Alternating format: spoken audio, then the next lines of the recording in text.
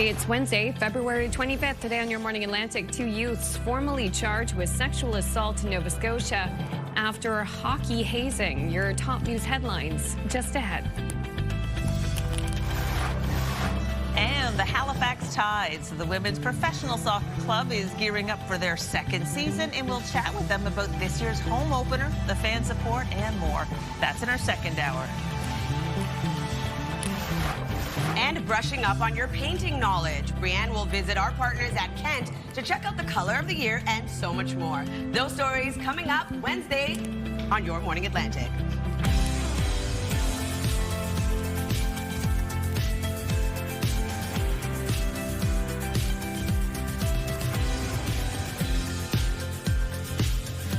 Well, hello.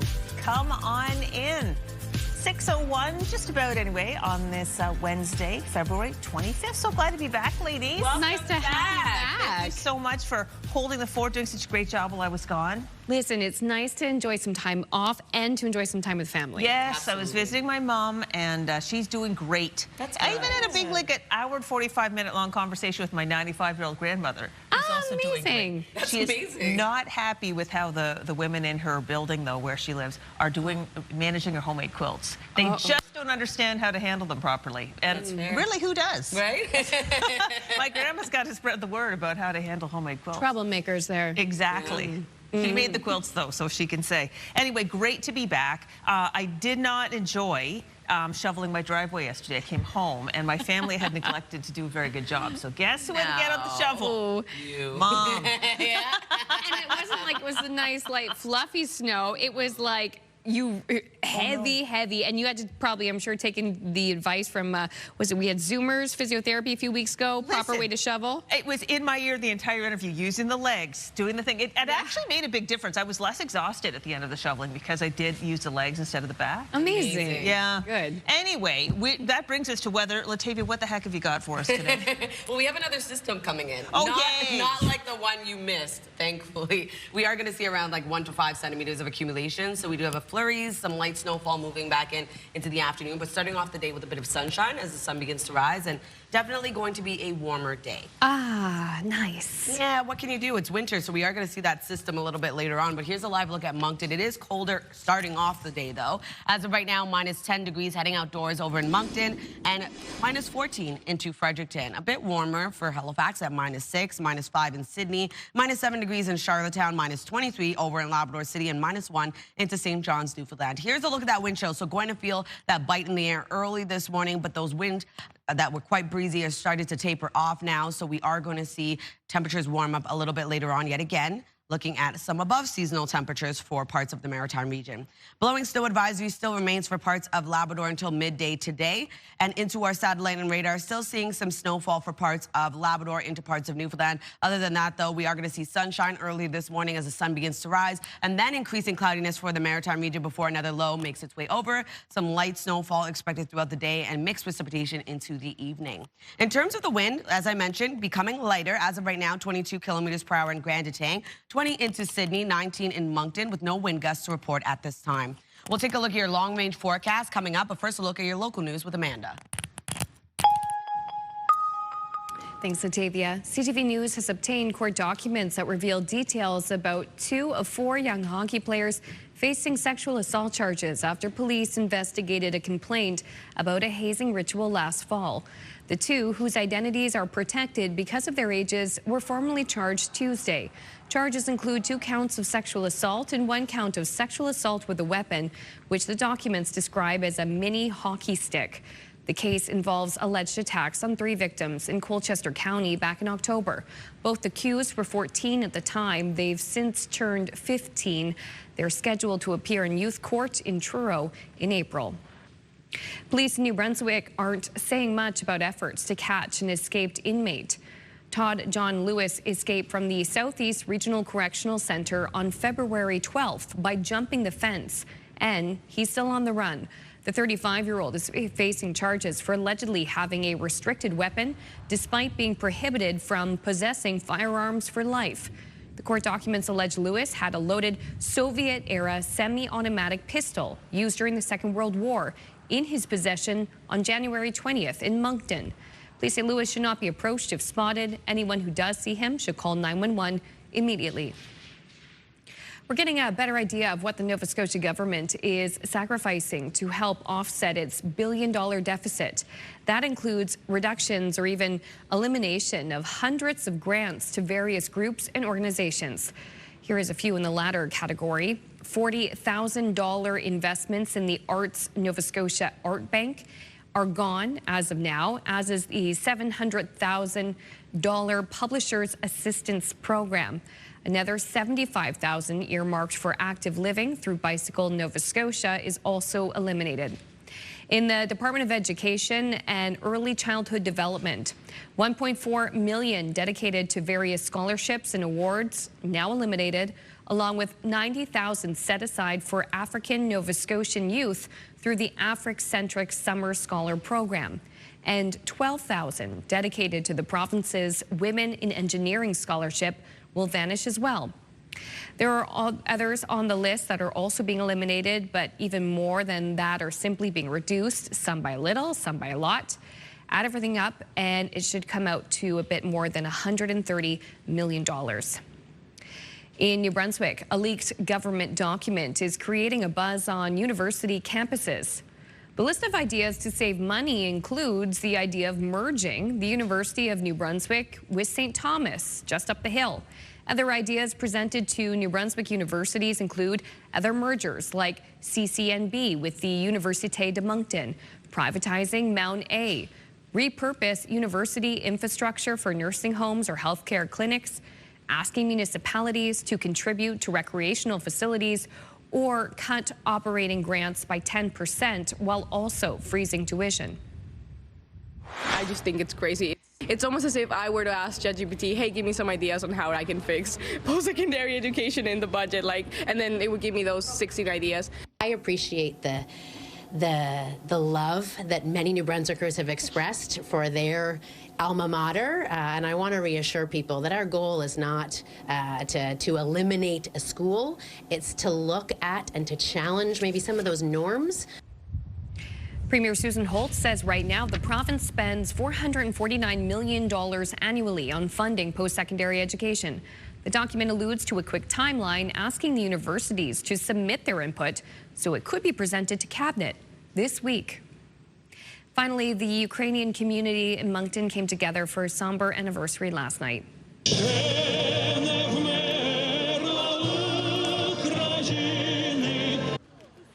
Tuesday marked the 4th anniversary of Russia's invasion of Ukraine, and the start of that war rages on today.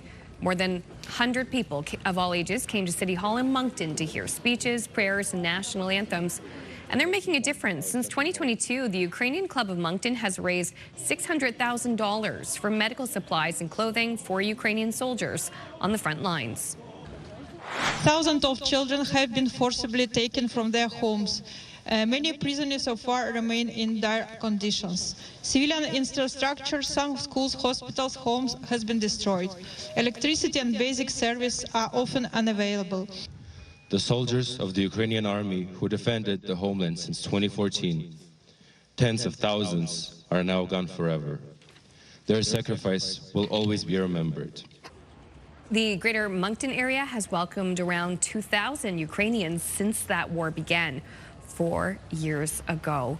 What a big crowd that they had there last night in Moncton. Big turnout, lots of support, and incredible just to hear that that club has raised over $500,000 It's incredible for support for Ukraine. Together. Yeah, very incredible. Thank you, Amanda. No, you're welcome. All right, little advisory if anybody's traveling into the U.S. Travelers are being told to head to the airport a little extra early this week. Nexus and Global Entry Pre-Clearance programs are suspended right now. The closure is being blamed on the partial U.S. government shutdown. TSA PreCheck is still operating, but the partial shutdown started February 14th. This closure comes on top of delays being caused by this week's major snowstorm in the U.S. Northeast. So if you're headed to the U.S. for business or pleasure, give yourself extra time when heading to the airport. Good to know. Oh, yeah. Yeah. Yeah, not us. We're here. We'll be here. We will be. But if you're headed out, yeah, a little advisory there to head out early. All right, and still ahead on the show, we're going to have a look at your national and international news headlines on this Wednesday morning, and Latavia will have more details on just how warm it's going to get and also the next system that is passing through. Here's a live look at Uptown St. John. They're considering putting a stomping Tom Connors Connors statue there. We'll have details coming up later.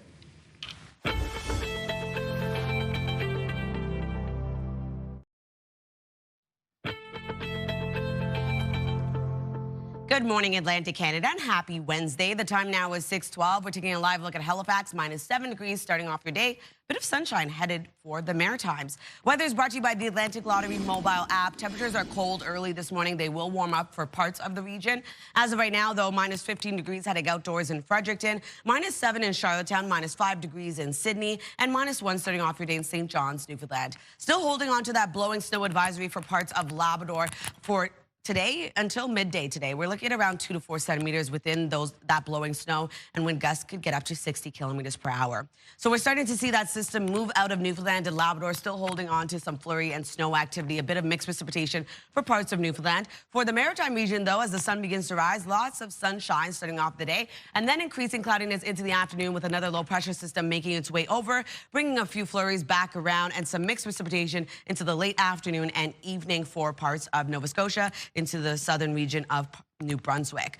Other than that, we are going to see the system slowly clear out, but into the evening, we're looking at snow mixed with rain for parts of the region and starting off the day with a bit of precipitation before clearing out. If you're wondering about snowfall totals, look at around 1 to 5 centimeters across the Maritime region. Also going to see 1 to 5 centimeters of accumulation for Newfoundland and Labrador.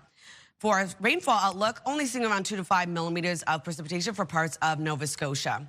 Here's a look at our forecast today for New Brunswick, starting off the day with sunshine, increasing cloudiness, then seeing flurries move in into the late afternoon. Daytime highs will range from -6 to +1, and wind out of the south, 20 gusting to 40. Prince Edward Island looking at highs between -3 to -2. We do have sunshine throughout your day. Snow arrives into the evening. Pretty light wind across the island today as well. And then for Cape Breton, eastern Nova Scotia, a mix of sun and cloud. Flurries move into the late afternoon. Evening snow expected with daytime highs between -3 to 0. For the rest of Nova Scotia, lots of sunshine, then increasing cloudiness, some light snowfall, snow mixed with rain into the evening, and highs between 0 to 2 degrees.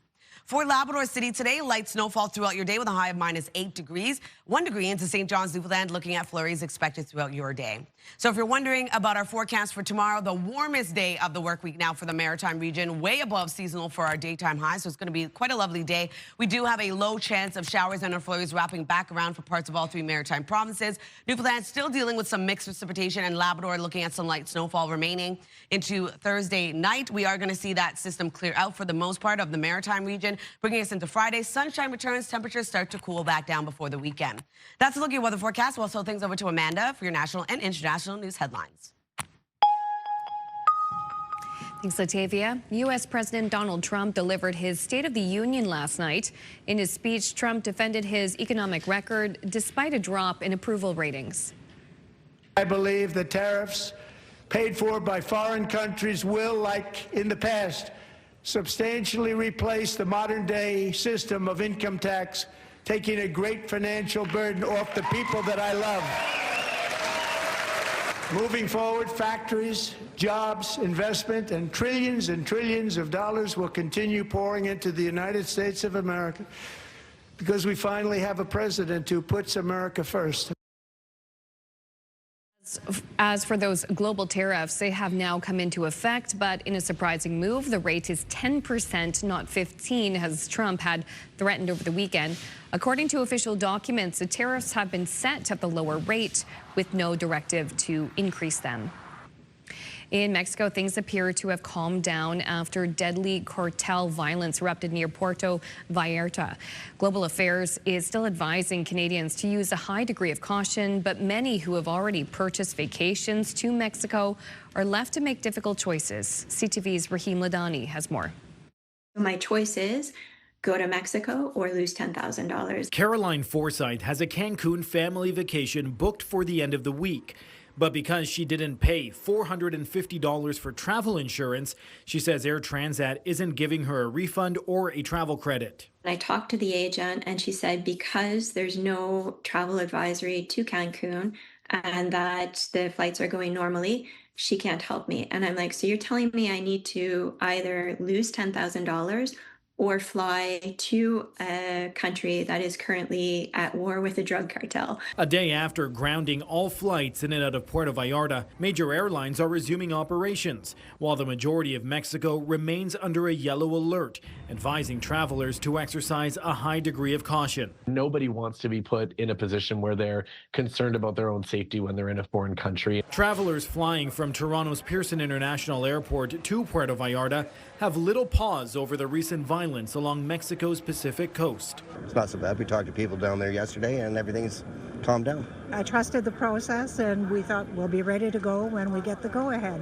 Air Transat says it will offer flight changes without penalty or exchanges for travel credit for flights booked until February 28th, but only for Puerto Vallarta and not elsewhere in Mexico, including Cancun. A lot of people book this for March break travel, so it's going to be a very personal decision at the end of the day. While Caroline doesn't feel airlines are doing enough to support customers, her lost money isn't worth the potential danger. It's not a risk I want to put myself, my husband, and my 11-year-old son in. Rahim Ladani, CTV News. Cuba's ongoing fuel crisis continues to worsen, leading to questions about Canada's role in providing aid to the island nation. CTV's Heather Wright has more. Cuba is running on fumes, with some predicting the island nation could run out of oil in as little as 30 days. We go through sometimes 21 hours without electricity. Bisma Khan is a Canadian who runs a nonprofit that brings medical supplies to Cuba. She says fuel is scarce and food prices have gone up since the oil blockade began in January. There's definitely challenges with transport. The medical system, like the hospitals, the clinics, the old age homes, they need a lot of supplies. Canada plans to send supplies to Cuba, though it's not clear what that aid might look like. Global Affairs Minister Anita Anand said today an announcement will be made in the coming days. Cuba has been, at the brink, close to the brink of collapse for many, many years. Mark Manger is a global affairs professor at the University of Toronto and says the humanitarian situation was dire long before the U.S. oil blockade. The horrible situation is fully to blame on the Cuban regime, but that doesn't mean that sanctions are an effective policy to topple it. In sending aid to Cuba, Canada faces a balancing act in helping the Cuban people without further inflaming tensions with the United States. This is a Canadian government that came to power on the basis of distancing itself from an administration of the United States that is very coercive. And this is a clear test case for the Canadian government to demonstrate how far it's willing to go. U.S. President Donald Trump has said he would impose tariffs on any country that sends oil to Cuba. And while a White House official speaking on background would not say whether Canada would face any reprisals for sending aid, they did confirm the embargo remains in place with the goal of, quote, holding the Cuban regime accountable. Heather Wright, CTV News, Toronto. Quick break here. When we return, we'll have your must-see moment from TSN, plus your business headlines on this Wednesday morning. Your Morning Atlantic. We'll be right back. Please stick around.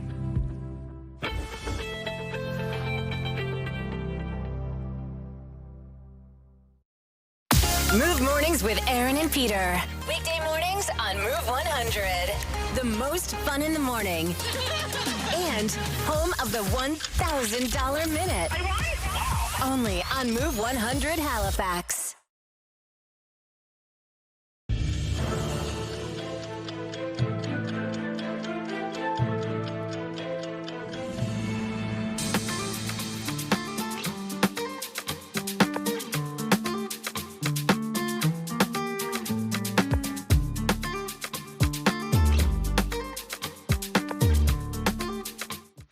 One building a mystery. Right? Look at that fashion from back in the 90s. Oh, yeah, probably back again if you pull it off.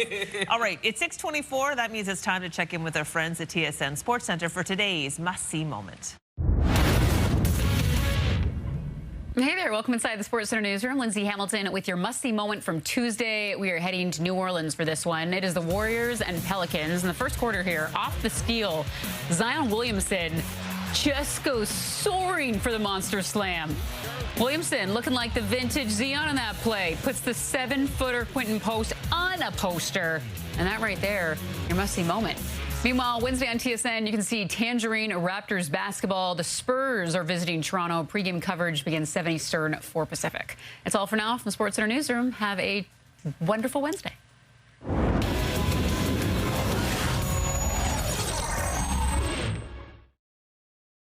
This TSN must-see moment brought to you by J.R. Rahe's Furniture and Appliances.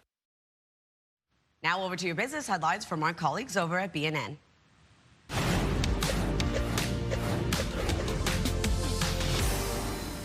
First up, the Bank of Nova Scotia, which topped estimates on better-than-expected results. Scotiabank saw earnings growth across all divisions, including domestic banking, wealth management, capital markets, and international divisions.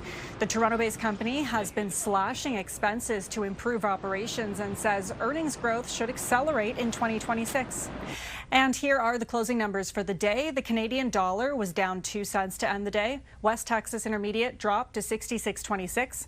Western Canadian Select was up 11 cents to end the day, and the TSX closed on a new high at 33,970.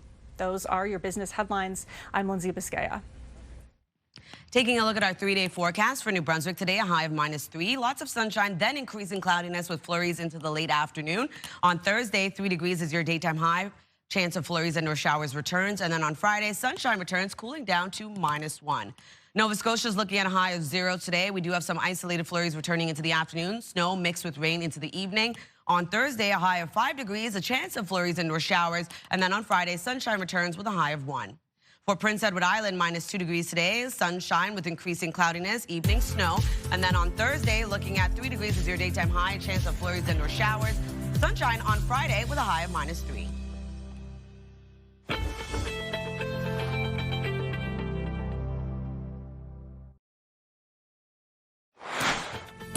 Woohoo, yum, yum, yum, coming up this morning on the Move Morning Chat. We want to know, what's your favorite maritime dish? We're about to make you hungry in about 15 minutes on Your Morning Atlantic. Ooh, can't wait to dig into it. Okay, hello.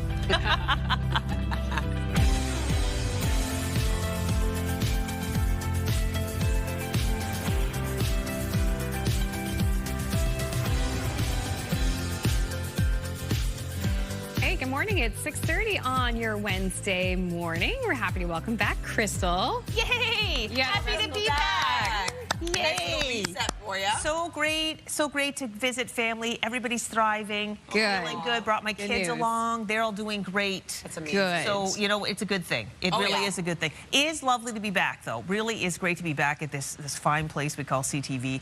But did I miss anything?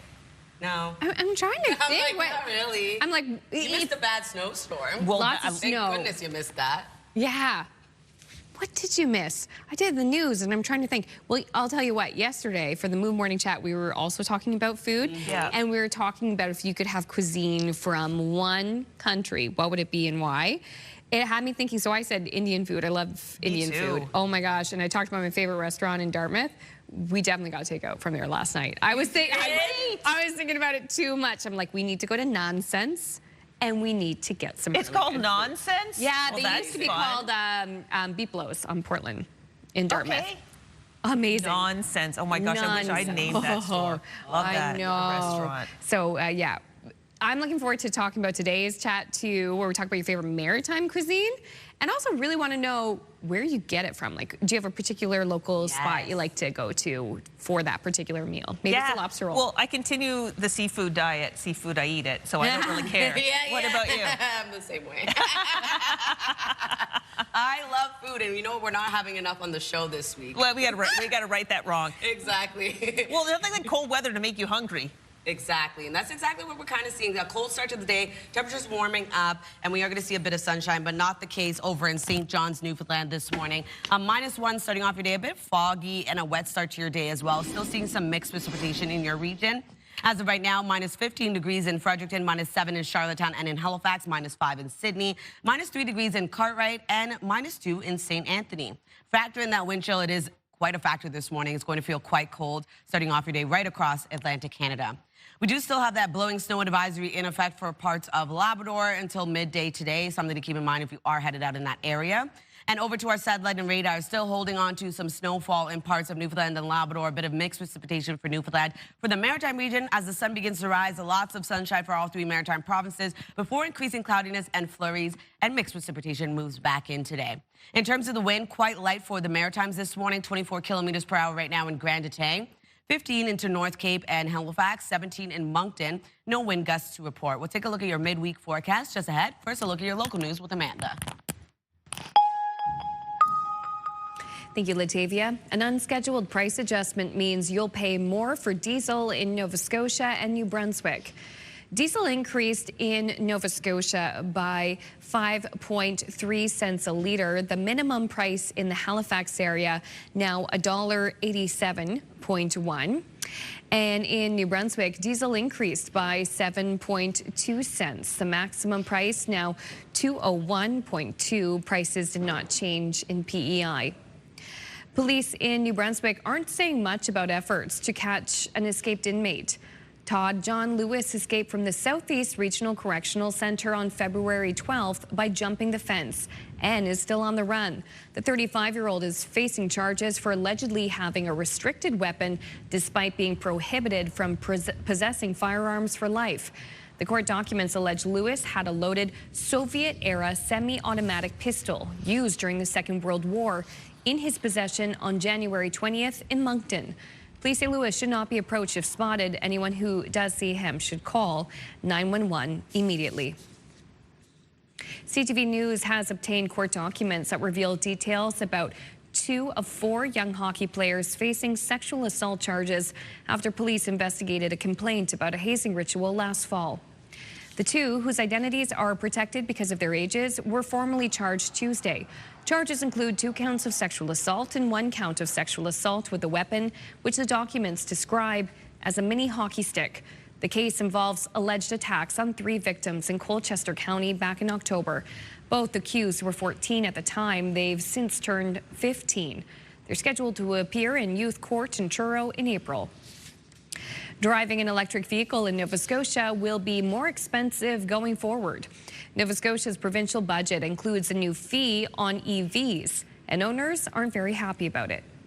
It feels kind of like they're punishing people for trying to make a climate-friendly choice. I think it's a recognition that electric vehicles do not pay the motor fuel tax, and that this is their contribution to maintaining the highways, which they certainly use. The province's budget includes a $500 fee for electric vehicles and $250 fee for hybrids, to be paid every 2 years when license plates are renewed.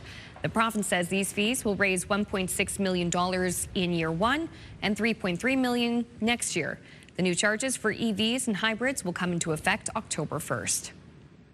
The budget battle continues at Halifax City Hall as councillors and the mayor square off over ways to cut spending and reduce a proposed tax hike. The motion is defeated.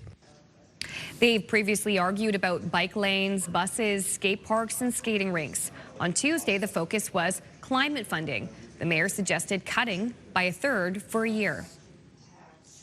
The motion is not a referendum on Halifax. It's not calling into question our municipality's commitment or my own commitment to climate action.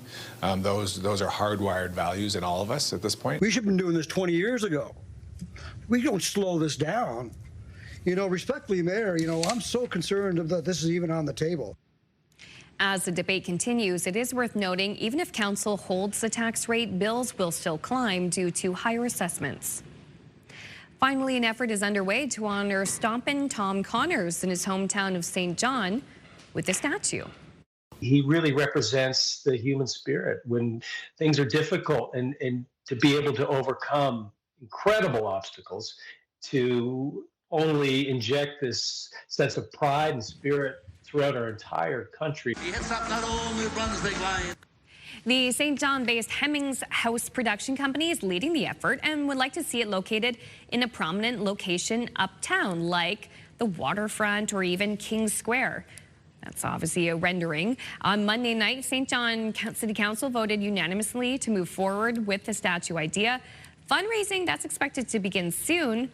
Now, elsewhere in Canada, a statue of Stompin' Tom was unveiled in Sudbury, Ontario, and that happened 2 years after his death in 2015. And the group was also saying, too, that could be happening later this year if they get the funding in place. That quick, eh? I don't have a problem with it. I think let's honor him. Great legendary songman. Yeah, I mean, just looking at the two between King Square or the waterfront, I mean, I feel like the waterfront would look quite nice. Why not? Yeah, a lot of tourists there. For sure. In King Square, it's not too far uptown, but... It looked nice, though, with that double-decker gazebo in the background, though. You know I love that thing. Oh, yeah, in the center of the park. That's so beautiful. It is gorgeous, yeah. Oh, I went and checked it out when I went to St. John recently. All right, let's change topics, shall we? Okay. This is one I'd like to have you weigh in on. Do you like hosting? Does it feel like a chore or is it fun? I like it. It's fun. Okay, well... A lot of work, but definitely fun. Well, this lady apparently is on your wave. Let's check her out. I feel like this whole world of possibilities opened when I fully recognized it and leaned into it as a hobby versus just like, oh, I'm planning this get together next week. Like, no, this is your hobby. This is like, you have the ability to grow skills in this hobby. You have the ability to learn new things in this hobby. You can collect new things in this hobby. Hosting is a hobby. And it took me the longest time to realize that. I don't know why. I think I saw them as like, shorter term, like, oh, you have an event next month on this day and that's it. I was not giving myself credit for the whole planning process, the whole curating process. Like, hosting is a hobby. I feel like this whole world... Okay, well, she's clear on that. Hosting is a hobby. I guess you could, I'm happy to take that mindset. It's another excuse to go to a thrift store and find some amazing serving partners. That's, ladies, yes. This is why we're friends. Yeah, exactly. Get out the good glassware. Yeah. I must admit, though, in my household, we've been on a breaking dishes spree lately. I broke like 3 of our dishes. I broke one of our Christmas ones that I thrifted. And I'm like, you know how I am on sets. It has to be a full set or I can't have it. Yeah. And one is broken. Oh, my gosh. Oh, my gosh. Hopefully next season I can find it. Well, there you go. I was like, at least you have 3. I'm like, a quest. 3? There you go. That's another excuse to go looking again. Exactly. Oh, my God. I thrifted a beautiful... Oh, they tell it... Oh, we got to move on. We got Thanksgiving platter with a turkey on it. Thrifted it. Can't wait to host with it. Okay, can't wait to see it. Okay, from entertaining to your entertainment headlines, we have a trip to Hollywood still ahead, but coming up next, it's the Move Morning Chat. Maybe this is something you serve up when you entertain or host. We want to know, what is your favorite maritime dish and why? The conversation coming up.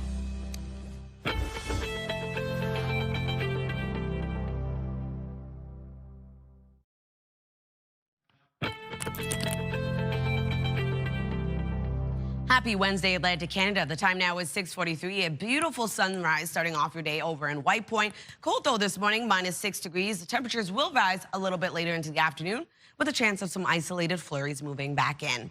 A cold start to the day for much of Atlantic Canada. As of right now, it is -15 degrees in Fredericton, -7 into Charlottetown and in Halifax early this morning, -5 in Sydney, -14 degrees in Happy Valley Goose Bay, and -1 in Corner Brook. A blowing snow advisory remains for parts of Labrador until midday today. Could see up to 2 to 4 centimeters within that blowing snow and wind gusts of 60 kilometers per hour. So here's a look at our forecast timeline. We are going to see sunshine for all 3 maritime provinces as the sun begins to rise. Newfoundland, Labrador still dealing with some snowfall that will continue to move out as we enter into this evening, but still remaining into the afternoon. And for the maritime region, increasing cloudiness, expecting flurries to move back in with some mixed precipitation expected as well into the overnight hours, snow mixed with rain. So that will take us into early Thursday morning, still dealing with this mixed precipitation for the maritime region. Will slowly begin to clear out into the afternoon on Thursday. But if you're wondering about snowfall totals, at around 1 to 5 centimeters right across the board, expected into Newfoundland and Labrador as well. In terms of our rainfall outlook, only seeing around 2 to 5 millimeters of additional precipitation. So here's a look at our forecast today. Lots of sunshine across New Brunswick, increasing cloudiness, leaving flurries into the afternoon. Daytime highs will range from -6 to +1, wind gusts of 40 kilometers per hour. Prince Edward Island looking at highs between -3 to -2. Lots of sunshine throughout your day. Seeing snow arrive into the evening and light wind expected right across the island. For Cape Breton, eastern Nova Scotia, highs will range from -3 to 0. We are going to see a mix of sun and cloud. Flurries arriving to the late afternoon, transitions over to heavier snow into the evening. For the rest of Nova Scotia, highs between 0 to 2 degrees. Lots of sunshine throughout your day. Light snowfall into the late afternoon. Rain mixed with snow into the evening, wind gusts of 40. For Labrador City, -8 degrees today. Lots of light snowfall throughout your day. 1 degree into St. John's, Newfoundland, also dealing with flurries throughout yours. Thursday's forecast, the warmest day of the work week for all 3 maritime provinces, way above seasonal for our daytime highs. Still dealing with a chance of flurries and or showers for parts of all 3 maritime provinces. Newfoundland still seeing that mixed precipitation, and Labrador looking at some snowfall as well. Thursday night, we start to see the system clear out of the maritime region, bringing sunshine early in the morning on Friday. Temperatures will start to cool down as we enter into the weekend. So that's a look at your weather forecast. We'll throw things over to the Move Morning Chat.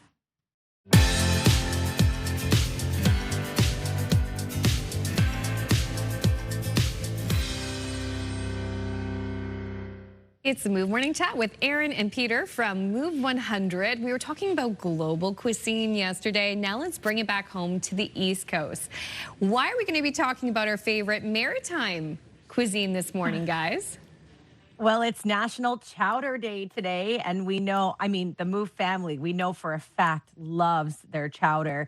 And we thought we'd throw it out there. What is a maritime dish that is your absolute favorite dish? I'm so glad I'm going first because I know I have a very popular answer, talking about the donair. I just love a good old-fashioned Halifax donair. And I don't know, I grew up out west, so this was like a new thing for me, kind of having the donair sauce.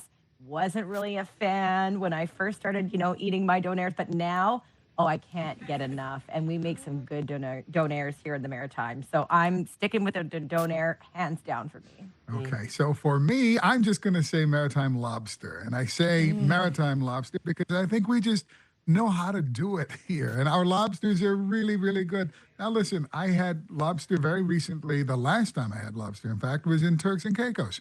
They have good lobster. They don't even look like our lobster. It's just not the same. I just love the whole lobster boil outdoor thing, the party atmosphere that we can bring to this. So I'm going to say maritime lobster for sure. My favorite maritime dish. Pass the garlic butter. It is National Chowder Day, and I have to tell you, I love a good seafood chowder, especially one here on the East Coast with pieces of lobster, scallops, even throw in some shrimp in there as well. And I have to say the one at Masstown Market is probably my favorite one, just outside of Truro in Nova Scotia. When they have the chowder on and I'm there, that is what I'm ordering, especially around this time of year where it's so cold. It's just a cup of warmth and deliciousness. You cannot go wrong with a good maritime seafood chowder. I got to try one. I've never had a chowder before. Oh, my gosh. I know. Dare I say. Okay, for me, it's usually crab, scallops. I love both of those. But an actual dish, when I first moved here, when there was quarantine, and anyways, it was a long story, but I had a lobster grilled cheese. And I was hooked. I've been here over 5 years now, which is wild to say, but every year I try to have a lobster grilled cheese. Oh, that's a great idea. Do you remember the name of the restaurant you got? It was at the, oh my goodness, it's a hotel here in Halifax. One of the hotels here? Right across from the Oval. Okay. Oh, oh my goodness. The Atlantica. Exactly, the Atlantica, yes. Because it was during the pandemic. I moved into my apartment. It wasn't a good apartment, so I had to quarantine at the hotel. And I had one every night. You know what? You got to try lobster mac and cheese, too. Just add lobster. When in doubt, add lobster. So that's the question we're putting to you this morning. We want to get your opinion on it. It is National Chowder Day. What maritime dish is your favorite? Maybe it's an Acadian one, a Rappy Pie. 10400 is the number. Send us a text. We'll share your answers later in the show.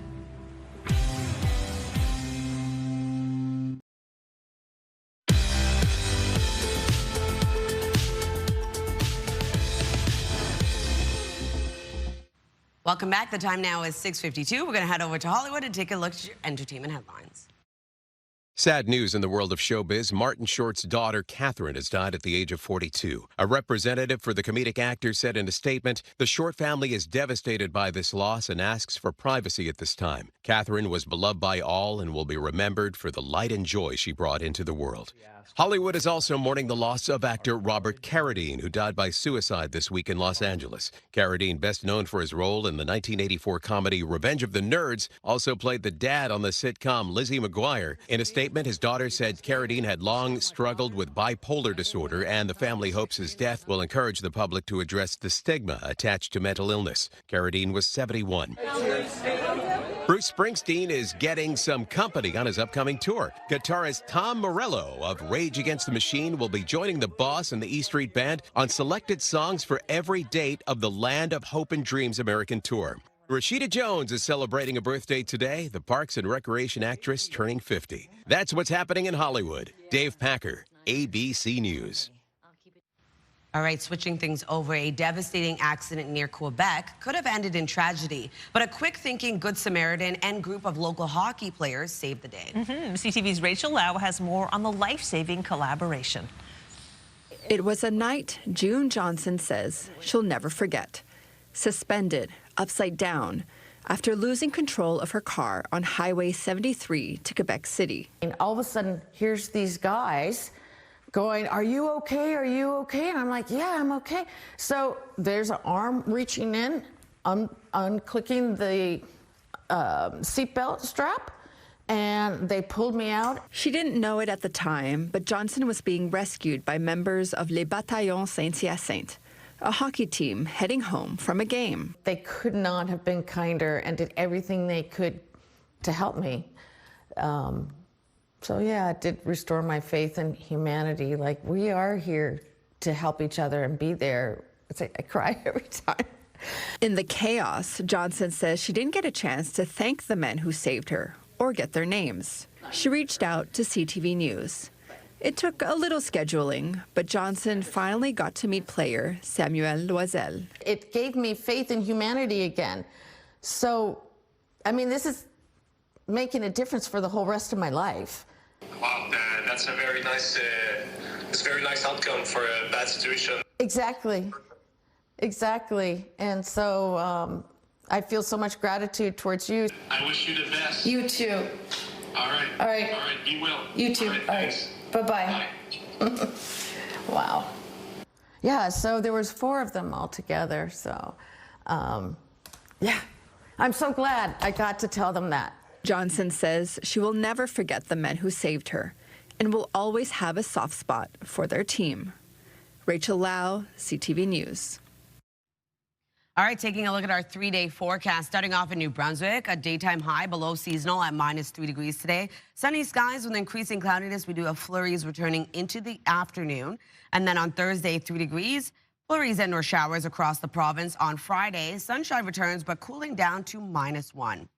Nova Scotia will see a high of 0 today. We do have isolated flurries returning into the late afternoon. Transitions over to snow mixed with rain into the evening. On Thursday, warming up to 5 degrees, but looking at a chance of flurries and or showers returning. And then on Friday, sunshine cooling down to 1 degree. For Prince Edward Island, a high of -2 degrees today, so remaining below seasonal. A mix of sun and cloud, increasing cloudiness with snow into the evening. On Thursday, above seasonal daytime high of 3 degrees. Flurries and or showers move back in. On Friday, sunshine with a high of -3.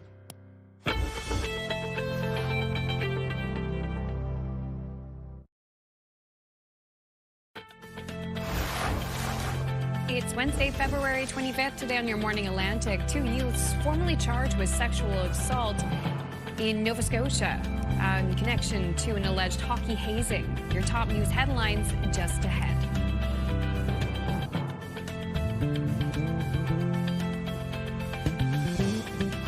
And the tides are rising. The Halifax Tides home opener will be here before you know it, and the club president and a few of the players will join us to chat about the upcoming season. That's a little later on this half hour of Your Morning Atlantic.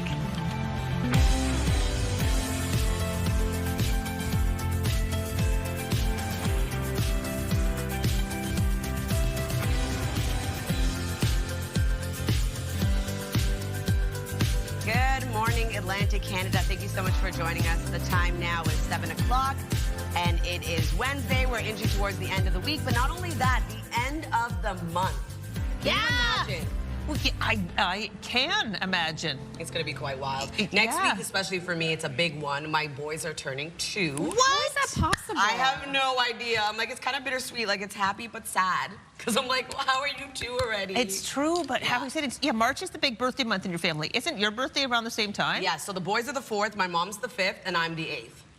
Yay!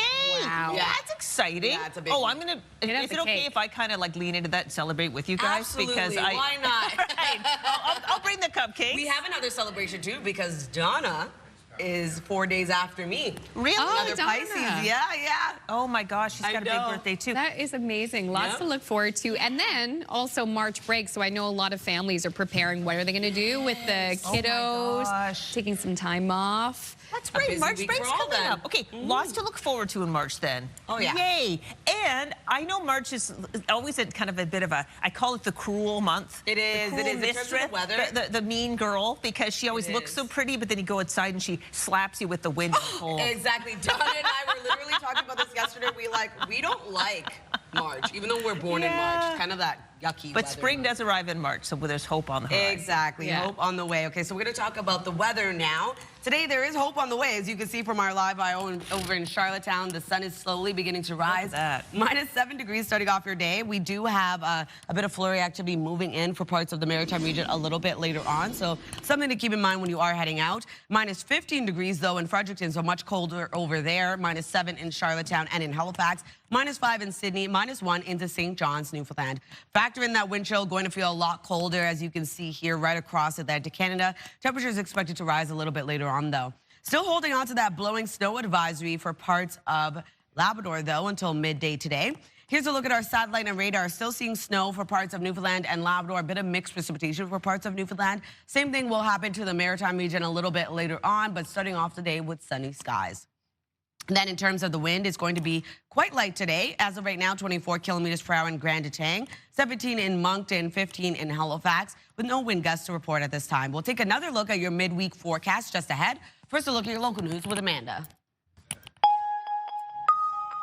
Thanks, Latavia. An unscheduled price adjustment means you'll pay more for diesel in Nova Scotia and New Brunswick.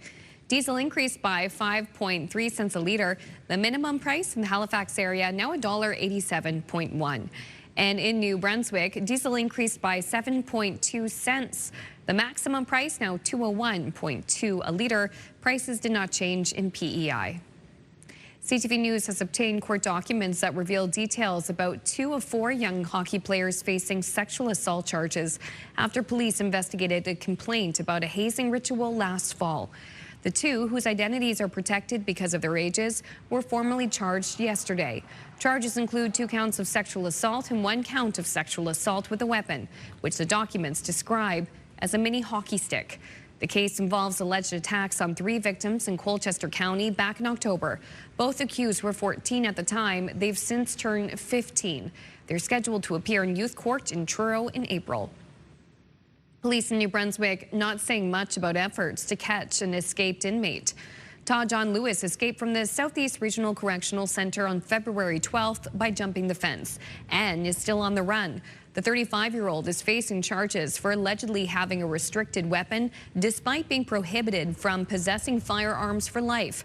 The court documents allege Lewis had a loaded Soviet-era semi-automatic pistol used during the Second World War in his possession on January 20th in Moncton. Police say Lewis should not be approached if spotted. Anyone who does see him should call 911 immediately. We're getting a better idea of what the Nova Scotia government is sacrificing to help offset its billion-dollar deficit. That includes reductions or even elimination of hundreds of grants to various groups and organizations. Here's a few in the latter category. $40,000 investments in the Arts Nova Scotia Art Bank are gone as of now, as is the $700,000 Publishers Assistance Program. Another $75,000 earmarked for active living through Bicycle Nova Scotia, also eliminated. In the Department of Education, $1.4 million dedicated to various scholarships and awards, now eliminated. along with $90,000 set aside for African Nova Scotia youth through the Afric-centric Summer Scholar Program, and $12,000 dedicated to the province's Women in Engineering Scholarship will vanish as well. There are others on this list that are also being eliminated, but even more than that are simply being reduced, some by little, some by a lot. All added together, it comes out to a bit more than $130 million. In New Brunswick, a leaked government document is creating a buzz on university campuses. The list of ideas to save money includes the idea of merging the University of New Brunswick with St. Thomas just up the hill. Other ideas presented to New Brunswick universities include other mergers like CCNB with the Université de Moncton, privatizing Mount Allison University, repurpose university infrastructure for nursing homes or health clinics, asking municipalities to contribute to recreational facilities or cut operating grants by 10%, while also freezing tuition. I just think it's crazy. It's almost as if I were to ask ChatGPT, hey, give me some ideas on how I can fix post-secondary education in the budget, and then it would give me those 16 ideas. I appreciate the love that many New Brunswickers have expressed for their alma mater, and I want to reassure people that our goal is not to eliminate a school. It's to look at and to challenge maybe some of those norms. Premier Susan Holtz says right now the province spends $449 million annually on funding post-secondary education. The document also alludes to a quick timeline, asking the universities to submit their input so it could be presented to Cabinet this week. Finally, plenty of us still digging out after our latest winter wall-up, even south of the border. People also digging out after that same storm brought heavy snow to the northeastern United States. The storm so big, it also forced the historic Boston Globe newspaper to literally stop the presses. For the first time in 153 years, the iconic publication called off printing because of snow and winds. The newspaper calling it an unprecedented decision in its online edition. The Globe's printing press is in Massachusetts, Bristol County, which recorded 81 centimeters of snow. It was so bad. For the first time ever, the Boston Globe newspaper said, we can't do it today. Yeah, wow. Too much. Too much. It was a bad one. Yeah. What a wild storm. I know. Yeah. Sheesh. Talking about the storm, what was your, for you, the part that surprised you the most or impacted your life the most? Ooh, honestly, clearing the snow, it was so heavy. We had a snowblower, which was wonderful and super helpful, but we still had to do some of it by hand. Yeah. How heavy it was and where to put it, because we have already huge snow mounds around here. Oh yeah, that's the problem too, right? Those big mountains we're seeing everywhere. For me, it was the first time I got stuck trying to head to work. No. Yeah, so I was coming out of my garage and going up this hill to get out. I got stuck midway. So I literally had to get out of my car, run around trying to get a plow to help me out, and thankfully I did, but rough stuff. Woo. Yeah. Wow. I know. Okay, well, one more little thing. This is a little bit of a light diversion. A magician's greatest trick is his endurance. Get this. Fado the Great has earned a Guinness record for the longest magic show. So he performed for 50 hours last year, breaking the previous record by 20 hours. Whoa. That's a lot. What? Not even by one, but let's just break it by 20. That's a lot of magic. Fado the Great is a self-taught magician who learned his craft watching online videos and practicing with a deck of cards. There he is. That's awesome. Fado the Great. 50 hours. I actually love magic shows, but I would be hard to sort of stay in the seat for 50 hours. Yeah, that's a long time, but wow. True. Where did it go? Wow. And did he have to repeat tricks? I don't know. He made that record disappear, that's for sure. Yeah. Love it. Nicely done. Okay, still ahead this half hour, we're going to have a look at your national news headlines, and it's also a full look at the Wednesday forecast. Good morning to our viewers in southwestern Nova Scotia. This is a live look at the sun rising in beautiful Barrington Passage. The forecast with Latavia is next.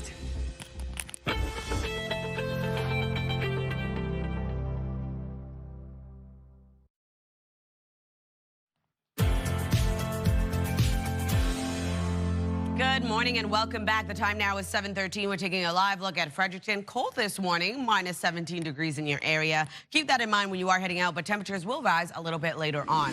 Weather is brought to you by the Atlantic Lottery mobile app. It is cold early this morning. As I mentioned, temperatures expected to rise into the afternoon for our daytime highs.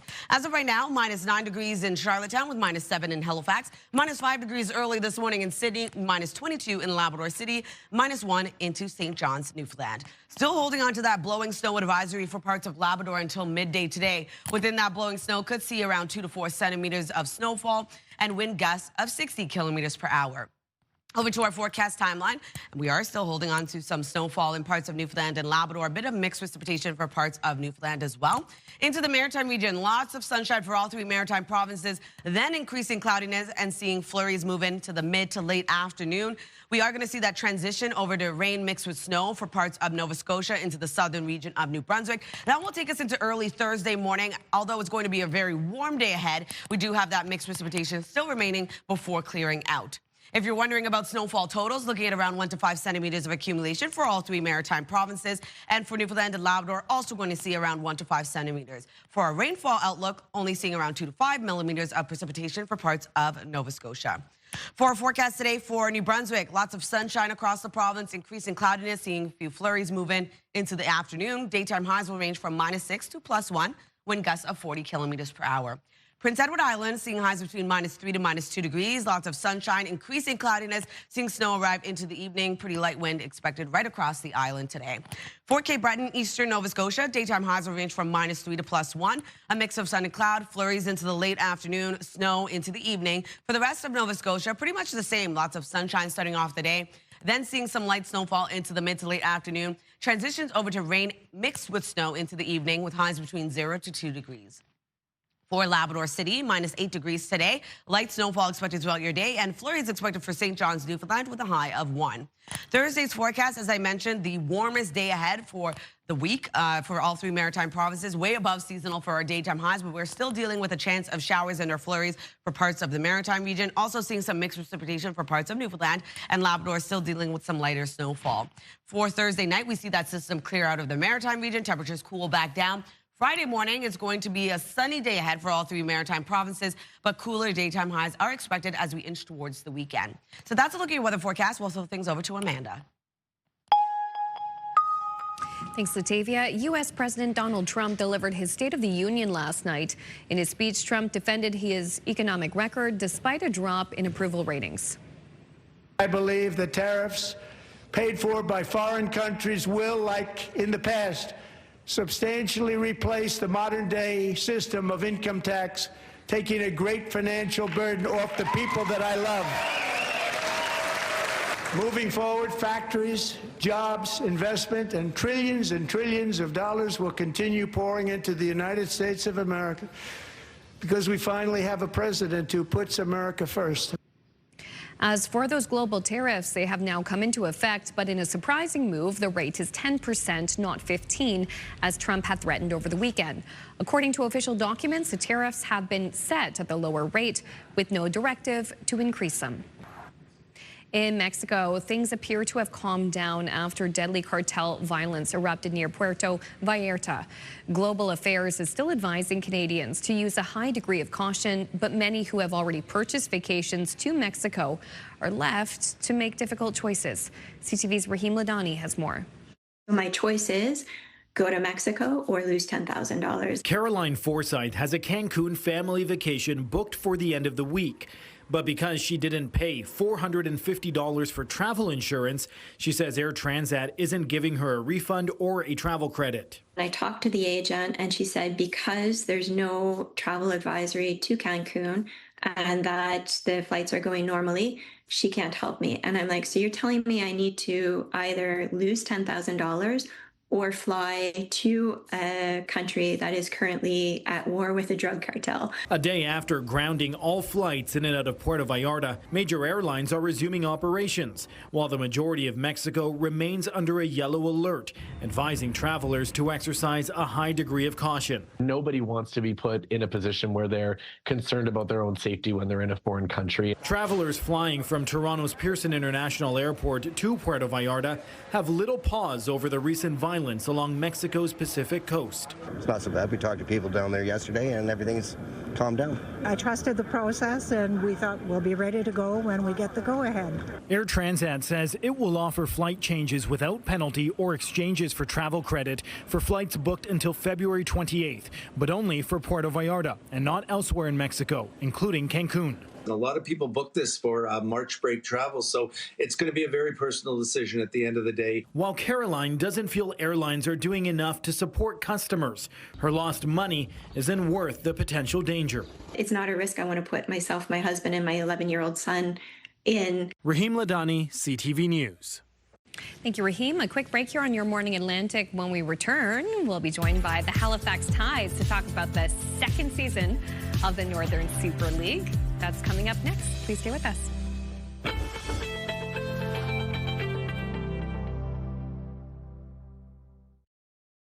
Move Mornings with Aaron and Peter. Weekday mornings on Move 100. The most fun in the morning.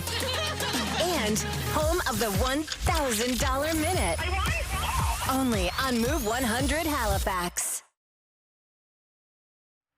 Welcome back. It is the second season in the Northern Super League, and the Halifax Tides are gearing up for their home opener against the Ottawa Rapids on April 25th. Now, tickets go on sale March 2nd, and their new kit reveal is happening in downtown Halifax at Pier 21, March 23rd. But here to talk about all that and more are these fine people: local talent Sarah Taylor, first-time Tide Cheyenne Allen, and club president Val Malone. Thank you all for coming in this morning. Thanks for having us. We're excited. Bringing the vibes, bringing the energy. We love the Tides around here. We love, love, love the Tides. I'm going to start with you, Sarah, because you're coming into your second year. Let's begin. How was year one? Year one was amazing. I think that we learned so much as a team and as a province, and I cannot wait to go through it again this year. Yeah, and what's super exciting, you're from Bridgewater? I'm from Bridgewater. Playing in Halifax, you know, your hometown girl. We love this. Yes, I think that Nova Scotia people love Nova Scotia because of the people. Yeah. And Nova Scotians bring energy and passion, and we saw that last year. We have the best fans in the country, and I hope that everyone watching will come out to a game this year. Yeah, oh, they will. They will. Okay, Cheyenne, welcome to Halifax. Thank you so much. I'm so excited to be here. Yay, a brand new Tide. Yes. Tell us a little bit about where you've been. Yes. Actually, before I came to Halifax, I was playing in Florida. And it was warm for sure, but I'm ready to get used to the cold again. I'm from Delaware, so I'm no stranger to the snow. Great, fantastic. Well, welcome, welcome, welcome. We're so happy you're here. Thank you so much. What have you heard about the Tides? Like, what sealed the deal to make you want to come here? For me, it's the community that surrounds the Halifax Tides. Honestly, I got a sense of it as soon as I got off the phone with our sporting director and our head coach, and honestly, there's just a drive and a want to be a part of the community here, and I'm so excited for that. That is great to hear. Val, that must be music to your ears, hearing that from Sarah and Cheyenne. Yeah, 100%. When we started this club a couple of years ago, we were really on a mission to build a club for the community, by the community, and that showed up in spades last season for sure.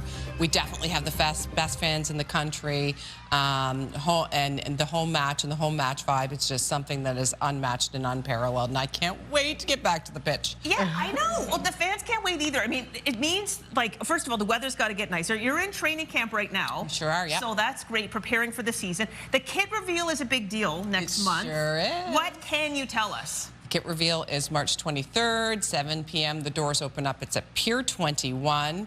The kit is off the hook. Okay. The players have not seen it yet. They wait for the big reveal just seconds before the actual big event. It definitely is a vibrant kit that is a nod to traditional football, but represents our club and our city. Can't wait to see it. Okay, you brought soccer balls. You said you do a little juggling for us? Oh, yeah, let's go. Let's see it happen. Okay. Let's back up. Let's back up. Do a synchronized juggling. Okay, so ready? I'll go high, you go low. I'll go low. Okay. 3, 2, 1. Oh, wait. Oh, okay, we'll just do this. 3, 2, 1. Nice. Fancy. Oh, there you go. You're in it. I'm in it now. I didn't mean to make it touch my hand. I get a... There we go. Woo, the whistle would go off. That is awesome. Oh, my gosh. It's just begin. Already, I love it that the change just got here. Sarah, you're obviously, it's a welcoming environment. I love this. You bringing the vibes to our show this morning. We appreciate that. So people want more of this. This little juggling thing, just like... This is just a tip of the iceberg. iceberg. Yeah, I mean, if you want more of this, you got to come. Home opener is April 25th at 1 p.m. Wanderers Grounds. Tickets are on sale now for season tickets and flex packs. Yeah. Individual tickets for season openers and a couple more key games that we know are going to be hot tickets go on sale on March 2nd. So get your tickets quick. We led the league in attendance, and we want to do it again this year. So come on out, Halifax. Yes, they will. Okay, thank you so much for coming in, everybody. We really appreciate it. Yeah. We put information about the Tides on our website, so you can check that out and get your tickets before they get all snapped up. Latavia, the weather is not soccer weather yet. What have we got? It's not yet, Crystal, but I can't wait for it to be. Right now in New Brunswick, we're looking at a high of -3 degrees. We do have sunshine, but we will be seeing flurries move in later this afternoon with a high of -3. 3 degrees, though, on Thursday.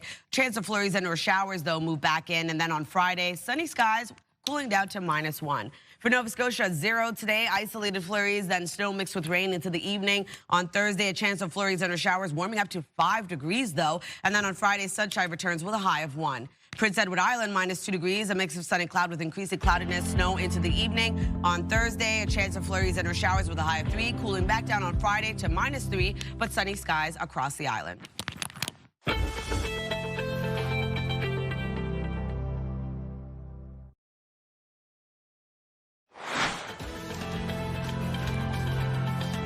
Just ahead this half hour, tasty new snack. We'll find out all about the newest taste sensation from Maritime's own Cavendish Farms. Those details coming up in 15 minutes here on Your Morning Atlantic.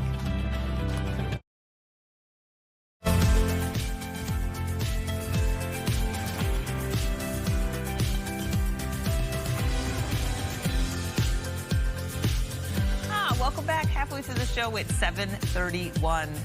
So glad you can join us. So excited about the Tide season ahead. Yay! Oh my gosh. Fast approaching. Val and Sarah and Cheyenne, great representatives of the team. Yeah, great energy. players. Oh, yeah. Friendly, welcoming, love that. Also, we're going to be talking about Cavendish Farms' new product. Yum. I bring this up because when I was a kid, I did take a train to the Maritimes with my grandparents. Only time, and it was fun. Not only did it ignite a love of trains, but it also ignited a love of the Maritimes. My cousin Patty lived in PEI. Oh, very nice. And her dad worked for Cavendish Farms. Of course. Cool. And it all comes full circle because about this time of year, that year, we went a few months after, but Patty was bragging about the fact there was so much snow in PEI, she could get out of her bedroom window on the 2nd floor and slide down. Whoa. That sounds cool, well, as a kid, yeah.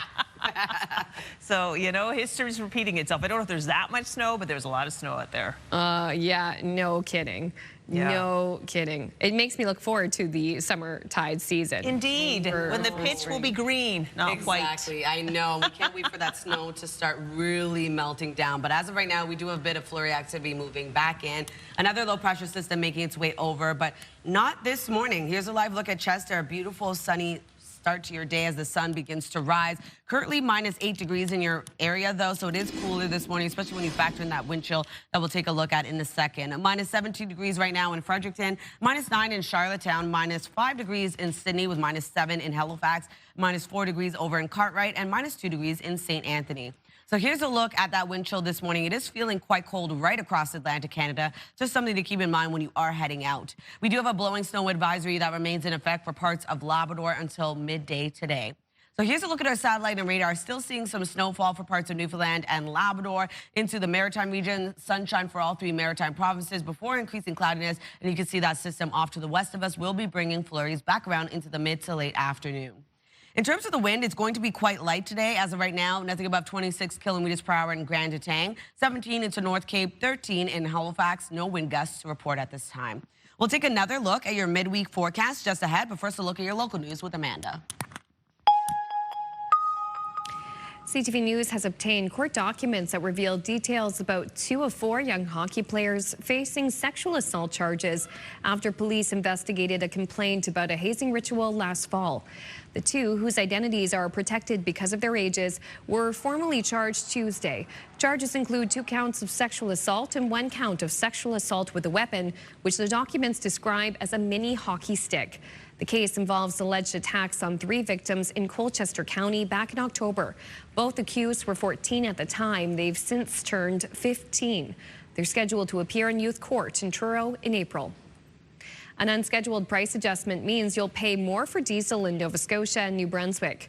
Diesel increased by 5.3 cents a litre in the Halifax area. The minimum price in Nova Scotia now $1.87.1. And in New Brunswick, diesel increased by 7.2 cents. The maximum price now $2.01.2 a litre. Prices did not change in PEI. Driving an electric vehicle in Nova Scotia will be more expensive going forward. Nova Scotia's provincial budget includes a new fee on EVs, and owners aren't very happy about it. It feels kind of like they're punishing people for trying to make a climate-friendly choice. I think it's a recognition that electric vehicles do not pay the motor fuel tax, and that this is their contribution to maintaining the highways, which they certainly use.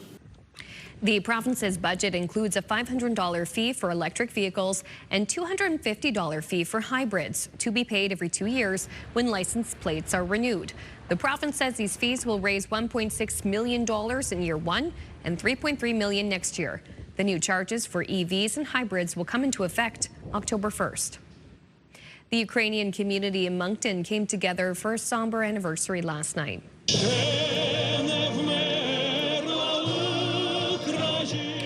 Tuesday marked the 4th anniversary of Russia's invasion of Ukraine and the start of the war that rages on today.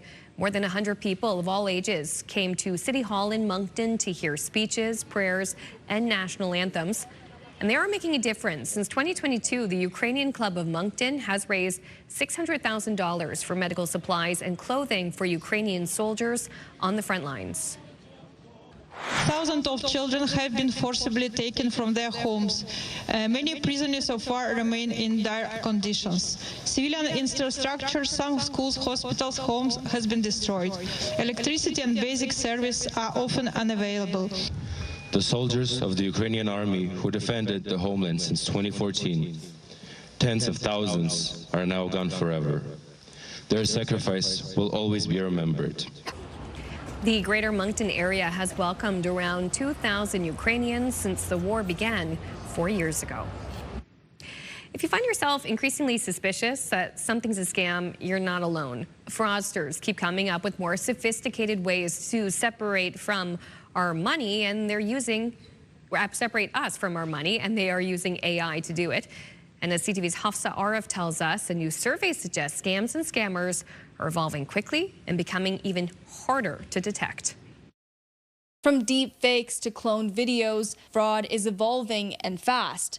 And as a result, people are growing anxious around artificial intelligence and its role in scams. About 50% of those in Canada have engaged in activity that might make them more vulnerable to fraud and scams. Fraudsters are casting wide nets, sometimes sending millions of messages a day waiting for someone to take the bait, which has dramatically improved scam rates. Microsoft has shown that these artificial intelligence, particularly these generative AI tools, have increased the effectiveness of phishing emails from about a 12% success rate to a 54% success rate. Cybersecurity expert David Shipley says the danger isn't just smarter emails, it's misplaced trust. They face the chance of falling victim to a scam that be anywhere between 80 to 140% higher risk. And it's not just targeting seniors. I do worry about my parents and their generations that could be quite easily scammed by things that aren't necessarily real. They look quite convincing, don't they?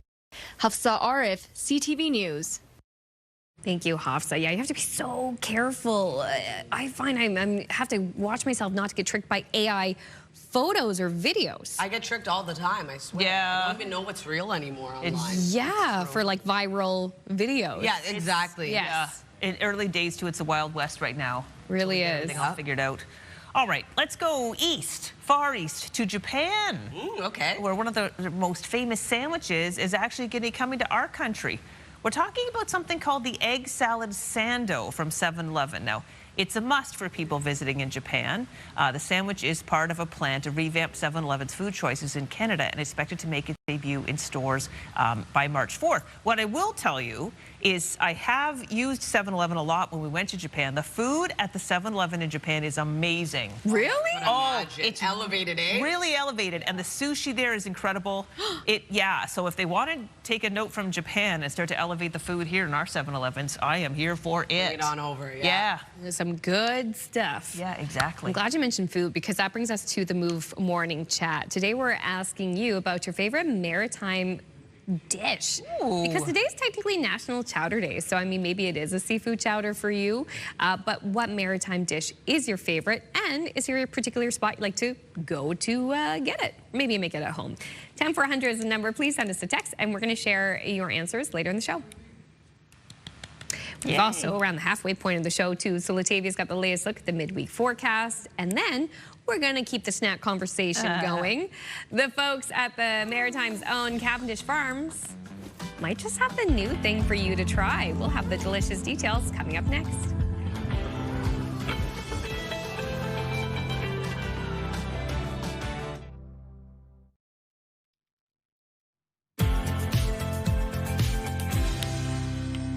Good morning. The sun has already risen over in Moncton. Welcome back. The time now is, what time is it? 7:43. So currently it is cold over in Moncton early this morning, minus 12 degrees. And we are seeing cold temperatures across the board, but temperatures are expected to warm up for parts of the region a little bit later into the afternoon. As of right now, it is minus 9 in Charlottetown, minus 7 degrees in Halifax, with minus 5 in Sydney, minus 1 starting off your day in St. John's, Newfoundland.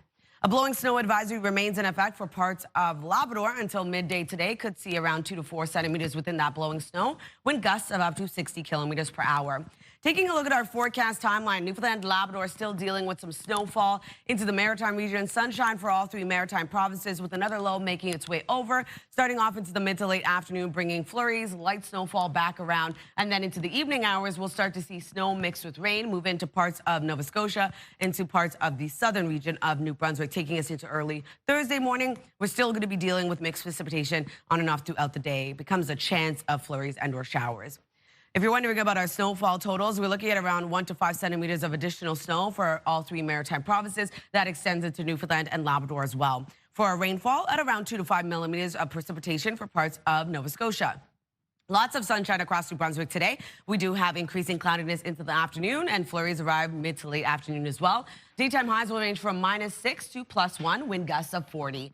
Light wind right across Prince Edward Island today, with highs between minus 3 to minus 2. We do have sunshine with increasing cloudiness, snow into the evening. For Cape Breton, eastern Nova Scotia, highs between minus 3 to plus 1. A mix of sun and cloud, also seeing flurries move in late into the afternoon, transition over to snow into the evening. For the rest of Nova Scotia, daytime highs between 0 to 2 degrees. Lots of sunshine as well, increasing cloudiness with light snowfall into the mid to late afternoon. Transitions over to rain mixed with snow into the evening. And then for Labrador City, looking at light snowfall throughout your day with a high of minus 8. 1 degree into St. John's, Newfoundland, looking at flurries expected. So for our forecast on Thursday, the warmest day of the work week for all 3 maritime provinces, way above seasonal for our daytime highs, but also seeing a chance of flurries and or showers remain. For Newfoundland and Labrador, we are going to see that snowfall, but mixed precipitation also expected for parts of Newfoundland. Thursday night, that system clears out for much of the maritime region, parts of Newfoundland as well. But into Friday morning, sunshine returns, but temperatures really begin to cool down, Crystal. Well, we'll keep our eye on that at 7:46. If you're looking for a delicious snack that's not only easy to prepare but will also impress, well, stick around. Our partner and livestock contributor Taylor Kay returns with a savory suggestion. Welcome back, Taylor. Welcome back. I know I'm ready to eat these right now, but I have to talk. We have to get through this, and then I'm going to just put them all in my mouth. I'm so hungry. So what do you have in front of you? Well, you know what, Crystal, you're right. People are looking for easy snacks and simple ways to level up their snacking game and entertaining maybe without extra effort. You know, staying home, we've got the snow there. And in my house, especially with the kids and a busy schedule, I want snacks and sides that feel elevated but are easy to pull together.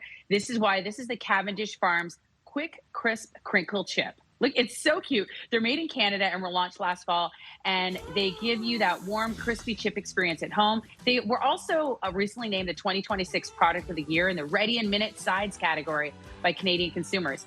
And you know how ready they are? How many minutes do you think it takes in an air fryer? I don't know, Taylor. You tell me. 5 minutes. 5 minutes. I can come to your house with my air fryer, set it all up, Crystal, in 5 minutes, and we're having some crinkle chips. Okay, so you just open up the air fryer, sprinkle some crinkle chips on the bottom of the little tray thing, stick it in 5 minutes, you've got a snack that you could get maybe at a local tavern, but you have it in your house. Oh my gosh. I know, right? So the crinkle cut texture gives you that crunch on the outside with the potato flavor on the inside. So they feel really satisfying. And you can pair them with dips. So I've got a ranch dip here. There's honey and feta. This is my salmon canapes. Now, I know my kids, they're not fans of capers or dill, but you can put that on there. But, you know, I'm packing this in their lunch for later on. So that's what we're doing. But they're great for, like, you know, board nights. If you're bringing those boards, have you seen those Pinterest boards people are bringing? That would be great. And if you're looking for an air fryer, you can pick up, I've got this one. It's a 4-in-1 Ninja Crispy from Best Buy, and it brings the power of a full-sized air fryer into a compact, portable design. But like right there, that's the honey and feta.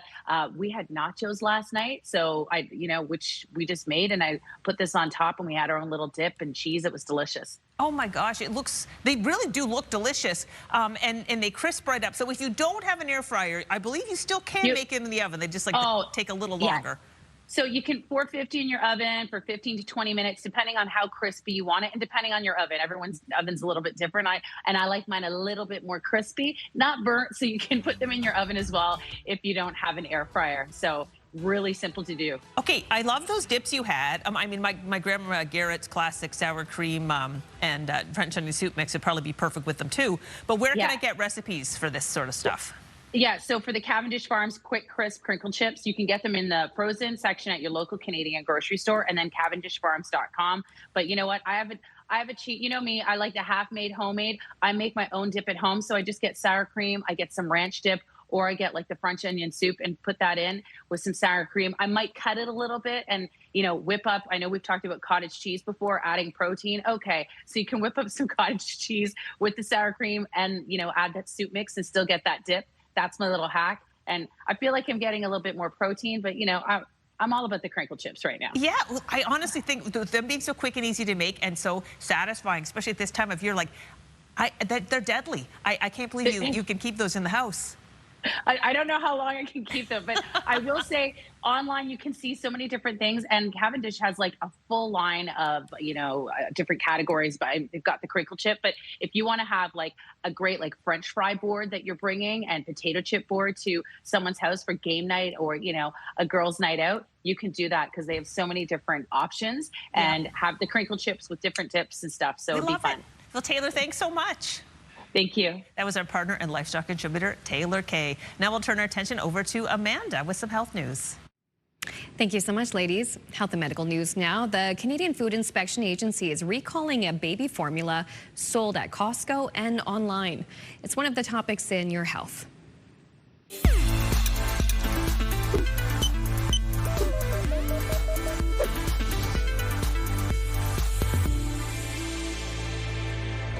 It's over concerns the 1 kilogram containers of Kendamil infant formula may contain a toxin which can cause food poisoning.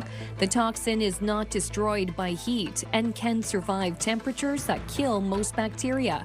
There are no reports of anyone getting sick in Canada. The recall was triggered by an illness in another country. The European company says the affected batches still pass safety guidelines, but Health Canada has a different standard. Finally, a new report from the Heart and Stroke Foundation suggests many Canadians don't know their own risk for heart disease and stroke. Only half say they understand the warning signs, even though 9 in 10 have at least one risk factor. Those risks include smoking, poor diet, stress, lack of sleep, and not getting enough physical activity. Saskatoon's Cliff Marchuk is sharing his story after what he thought was heartburn turned into triple bypass surgery at 66 years old. I had the warning signs months in advance, and I didn't listen to it. You know, I just thought it was something that I could shrug off and keep on going. Marchuk is now encouraging others to use the online risk assessment tool on the Heart and Stroke website. While some factors like age and genetics can't be changed, experts say 80% of premature heart disease can be prevented with lifestyle changes.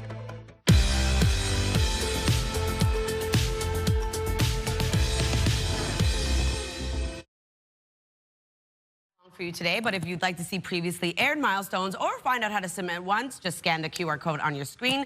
And a reminder, milestones must be received 2 weeks in advance. And the Canadian Football League's biggest party is set to roll into Calgary later this year. The Grey Cup Festival will take over Stampede Park ahead of the big game. CTV's Jordan Sinnigan has more on what it means for that city. The Grey Cup is coming to Calgary for the 6th time, and it's bringing a big celebration with it. It gives us a chance to showcase the city of Calgary and everything that we've built over the last 100+ years. A week-long Grey Cup festival will take place at Stampede Park with concerts and events slated for the new BMO Centre and Big Four Roadhouse. Success is new football fans. We're trying to build that next generation of fan, and that's one of the focuses of the festival as well, so that we can get people engaged to support the Canadian Football League. It'll bring about 350,000 people and a $50 million economic boost to the city.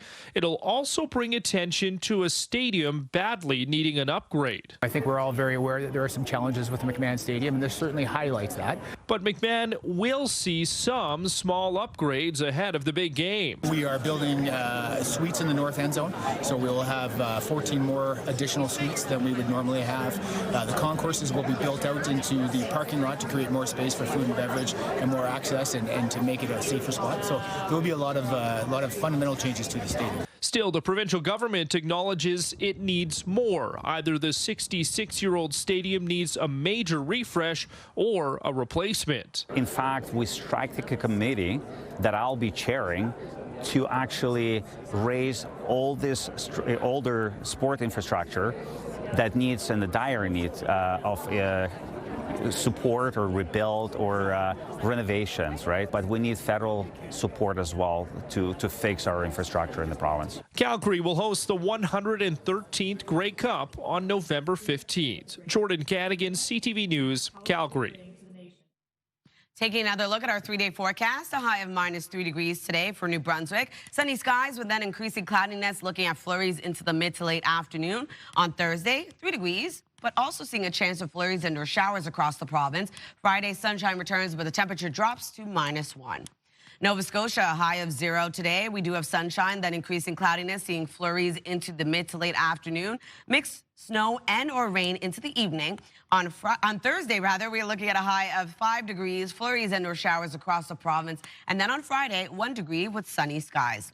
Prince Edward Island, -2 degrees today. Sunshine starts off the day with increasing cloudiness, seeing snow arrive into the evening. On Thursday, 3 degrees with a chance of flurries and or showers across the island. And then on Friday, sunshine returns, but dropping down to -3 degrees.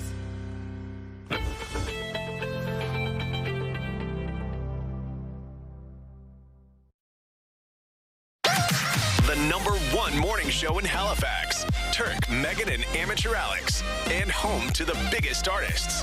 Halifax's #1 hit music station. 101.3 Virgin Radio.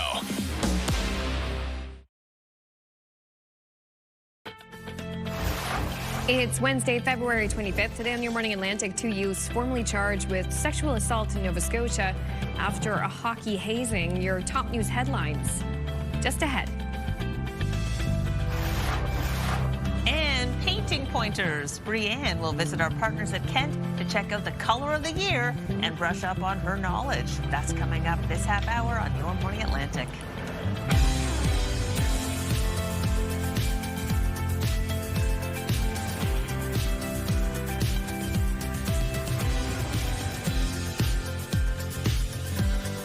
Hey, good morning. If you are just joining us now, good morning to you. Thank you for joining us. If you've been here throughout the past 2 hours, we're happy to have you still with us.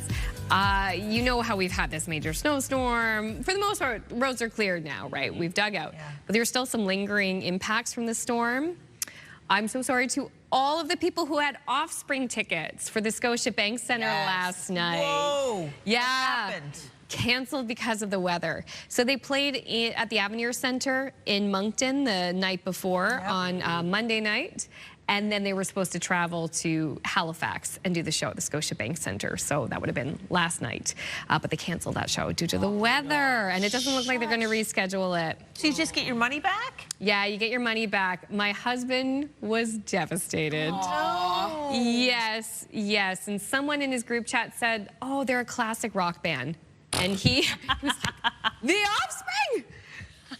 That's hilarious. That person, a newer generation, for sure. Younger Oh, I generation. thought you were going to say that person was kicked out. That person, yeah, that's fair. Yeah, They're kicked that's out not of the been group seen chat. since. No. Yes. That's wow. I know. I did not realize that. He was very much looking forward to it. I know many Offspring fans were course. too. Yeah. Bummer. Yeah, but you know, the fans in Moncton, they got to see them in the Avenir Center.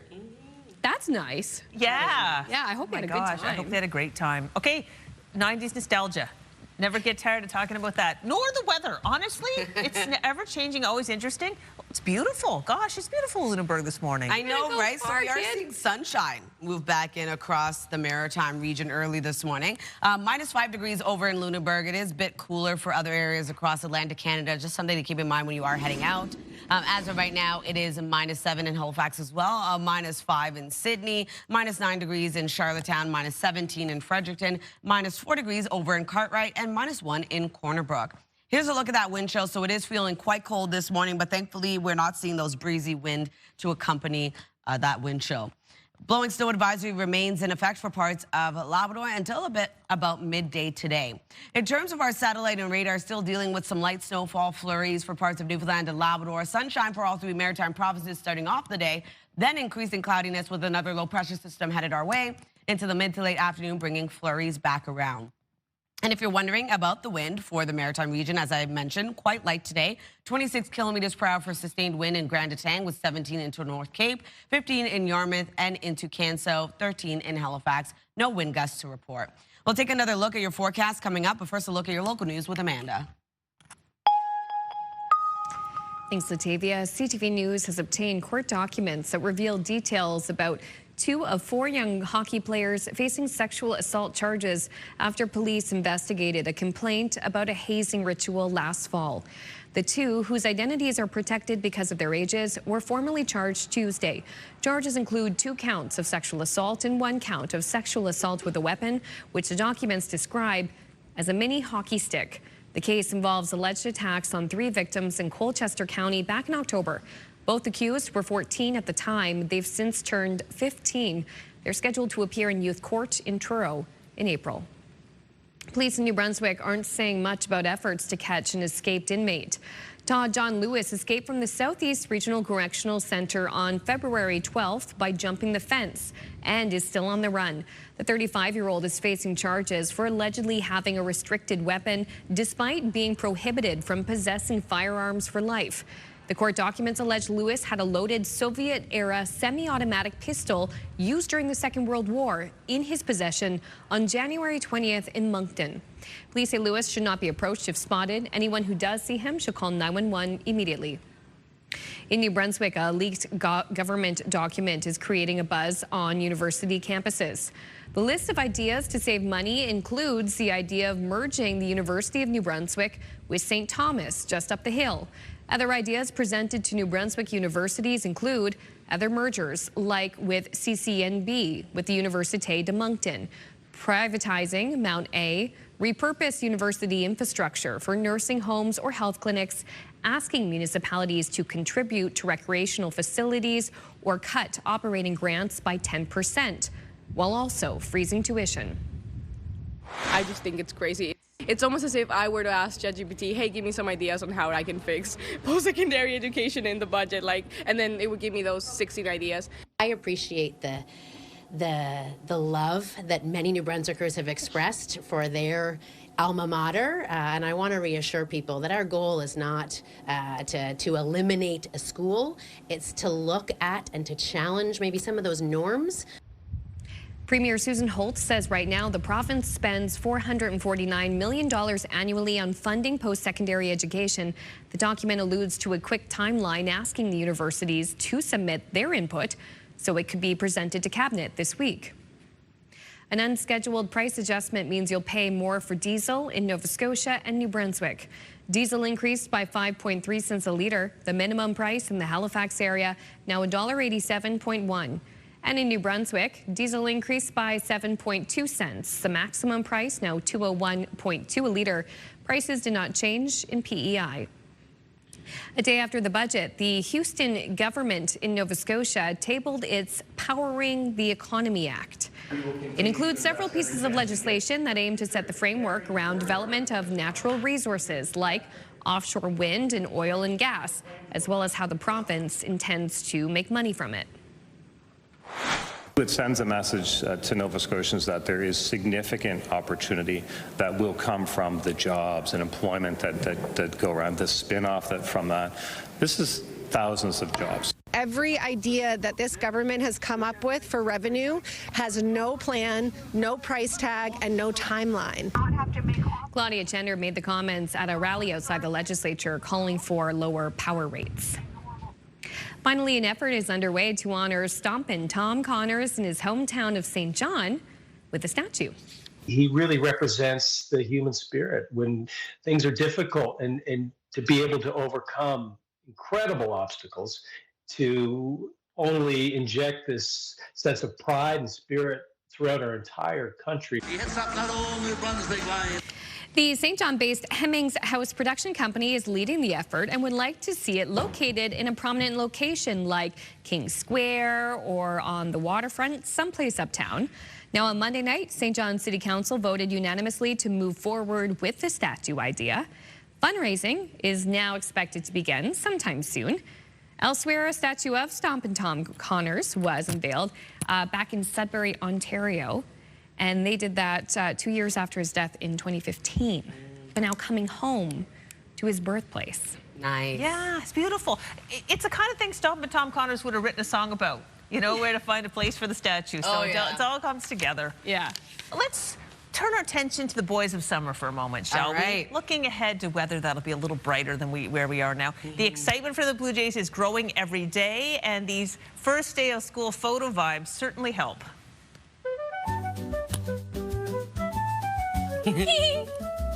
The Jays posted this video joking that no one wanted to take part in photo day, but jokes aside, they turned out pretty well.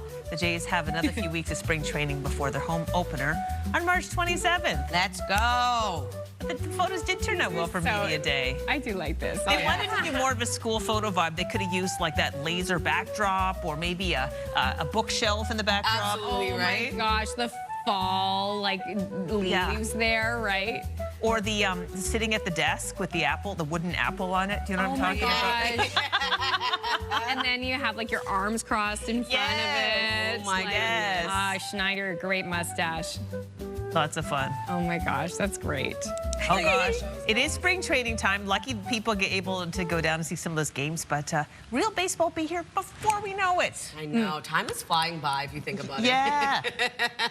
It's always flying by. It is, but it really is. It is. I think it's like once you have kids, you just notice how fast time flies. Yeah. You're like, where does the time It's go? almost March. Yeah. Almost March. Almost there, and we are marching along, but stick around with us because later this half hour, we're going to brighten things up. We're going to visit our partners at Kent for some painting pointers and also any bets on the color of the year. Oh. Ooh. They're going to tell us. Yeah, look forward to that. It's exciting, like goodbye millennial gray. But coming up next, Latavia's latest look at the midweek forecast. Taking a live look now at Port de Grave, Newfoundland this morning. Quiet morning there. The forecast up next.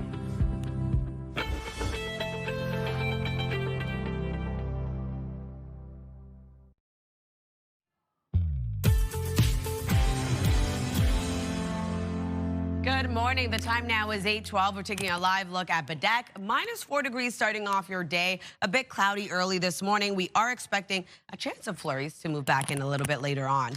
Weather is brought to you by the Atlantic Lottery mobile app. A bit of a colder start to the day. As of right now, it is -16 degrees in Fredericton, -8 starting off your day in Charlottetown, -7 in Halifax with -4 in Sydney, -4 degrees as well in Cartwright, and -1 into St. John's, Newfoundland.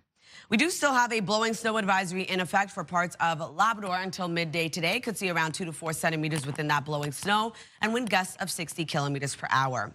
Here's a look at our forecast timeline, still holding on to flurries and snowfall for parts of Newfoundland and Labrador. For the Maritime region, all 3 maritime provinces, for the most part, seeing lots of sunshine early in the morning, and then expecting increasing cloudiness with another low-pressure system headed our way, bringing some flurry activity and light snowfall into the mid to late afternoon, spreading across all 3 maritime provinces into the evening, bringing also rain mixed with snow back around for parts of Nova Scotia and parts of the southern region of New Brunswick. If you are wondering about snowfall totals, at around 1 to 5 centimeters of accumulation across the maritime region, as well as into Newfoundland and Labrador. For our rainfall outlook, at around 2 to 5 millimeters of additional precipitation for parts of Nova Scotia. Here's a look at our forecast today for New Brunswick, starting off the day with sunshine, then increasing cloudiness. A few flurries return into the mid to late afternoon with highs between -6 to +1, wind gusts of 40 kilometers per hour. Prince Edward Island, looking at highs between -3 to -2. Lots of sunshine with increasing cloudiness, and then expecting snow to arrive into the evening. For Cape Breton, eastern Nova Scotia, lots of sunshine as well. We do have a few flurries into the mid to late afternoon, transitions over to snow into the evening with highs between -3 to 1. And then the rest of Nova Scotia, lots of sunshine as well, increasing cloudiness, light snowfall into the mid to late afternoon, transitions over to rain mixed with snow into the evening with highs between 0 to 2. For Labrador City, -8 degrees. We do have light snowfall throughout your day. 1 degree into St. John's, Newfoundland, looking at flurries. And then Thursday's forecast, the warmest day of the work week for the maritime region, way above seasonal for our daytime highs. We are going to see a chance of flurries and or showers return for parts of all 3 maritime provinces. Mixed precipitation for Newfoundland and Labrador, still dealing with some light snowfall and or flurries. Thursday night, we see the system clear out of the maritime region, bringing us into Friday, while temperatures cool down for our daytime highs. Lots of sunshine for all 3 maritime provinces. That's a look at your weather forecast. We're going to throw things over to Amanda for your national and international news headlines. This week marks 4 years since Russia's invasion in Ukraine, sparking a war that has claimed hundreds of thousands of lives on both sides. CTV's Annie Bergeron-Oliver has more on the strength and resilience of the Ukrainian people and what Canada is doing to support them. Every morning at 9 a.m. sharp, Ukrainians stop in their tracks. A moment of stillness and silence that today, 4 years after Russia's invasion began, was more powerful. We want to end this war as quick as possible. And really, each day we do all we can.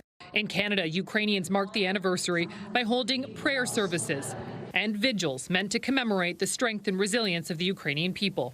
A lot of my friends, they are still saying, no, we will win, we will conquer the beast. When Russia first invaded, Marina Shum called Kyiv home, but a few months into the war, she left her life behind for Canada. Thought it's a temporary thing, we're gonna come back soon, it's gonna be over, and it was not over.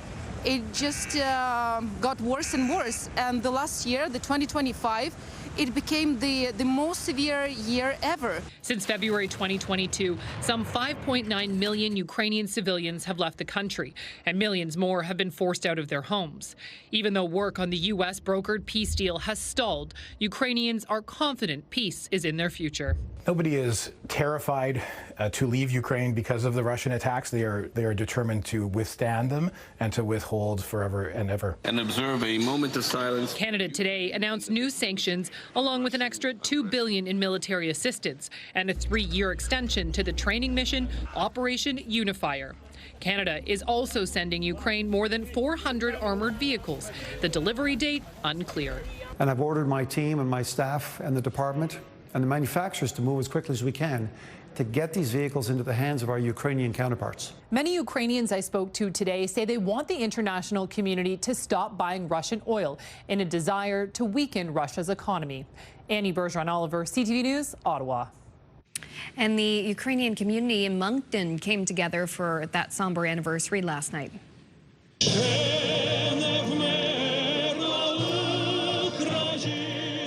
More than 100 people of all ages came to City Hall in Moncton to hear speeches, prayers, and national anthems. And they're making a difference. Since 2022, the Ukrainian Club of Moncton has raised $600,000 for medical supplies and clothing for Ukrainian soldiers on the front lines. Thousands of children have been forcibly taken from their homes. Many prisoners so far remain in dire conditions. Civilian infrastructure, some schools, hospitals, homes has been destroyed. Electricity and basic service are often unavailable. The soldiers of the Ukrainian army who defended the homeland since 2014, tens of thousands are now gone forever. Their sacrifice will always be remembered. The greater Moncton area has welcomed around 2,000 Ukrainians since the war began. 4 years ago. A quick break here on Your Morning Atlantic. When we return, we will brush up on paint with our partners at Kent. That is coming up next. Please stay with us.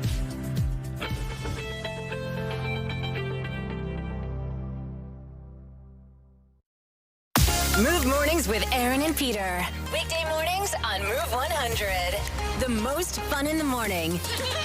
And home of the $1,000 minute. Only on Move 100 Halifax. We're here at Kent in Dartmouth Crossing, and we get to talk about one of my favorite subjects today. That is paint, because I love to make a space bright and beautiful. And joining us today to talk about that is the Regional Sales Manager for CIL, and that is John Lainford. John, thanks for joining us. Yeah, thanks for having me here. All right, so we have an event going on. Talk to us about it. Yeah, so at Kent right now, it's the Spring into Colors event. We've got 4 weeks of aggressive promos throughout the store on interior paint, interior Seco paint. And yeah, we're just really excited to get ready for spring, and what better way to do that than with paint. Brightening up your space. Why is it so important to have one of these sales going on right now for Kent? I think it's just, we're getting close to the daylight savings. The clocks go ahead, and people are coming home. There's lots of opportunity after work to start thinking about inspiration in your home and painting your walls. So we think it's a great time to start considering paint and picking your paint up ahead of time. Amazing. And for these types of deals, where can people find the campaign and for more information on it? Yeah, you can go to kent.ca. All of the weekly promos are there. You can also check out the Kent Building Supplies weekly flyer. We're featured there every week. And you'll see that there's some great deals on paint. All right, so it's a perfect time to get going, but there is a perfect color for this time of year, and I must say I kind of got the memo, right? Perfect. Yeah. Yeah. This year, our color of the year for 2026 is Boreal Forest. It's a nice warm green. It complements neutrals very well, and it's also very trendy in cabinets in like kitchens and yeah, with the gold hardware. We're seeing lots of that this year. So. Oh, one of my favorite trends is the gold hardware with this type of green. Yeah. Obviously, I'm rocking it myself, you're right? We got the memo, and I love that for us.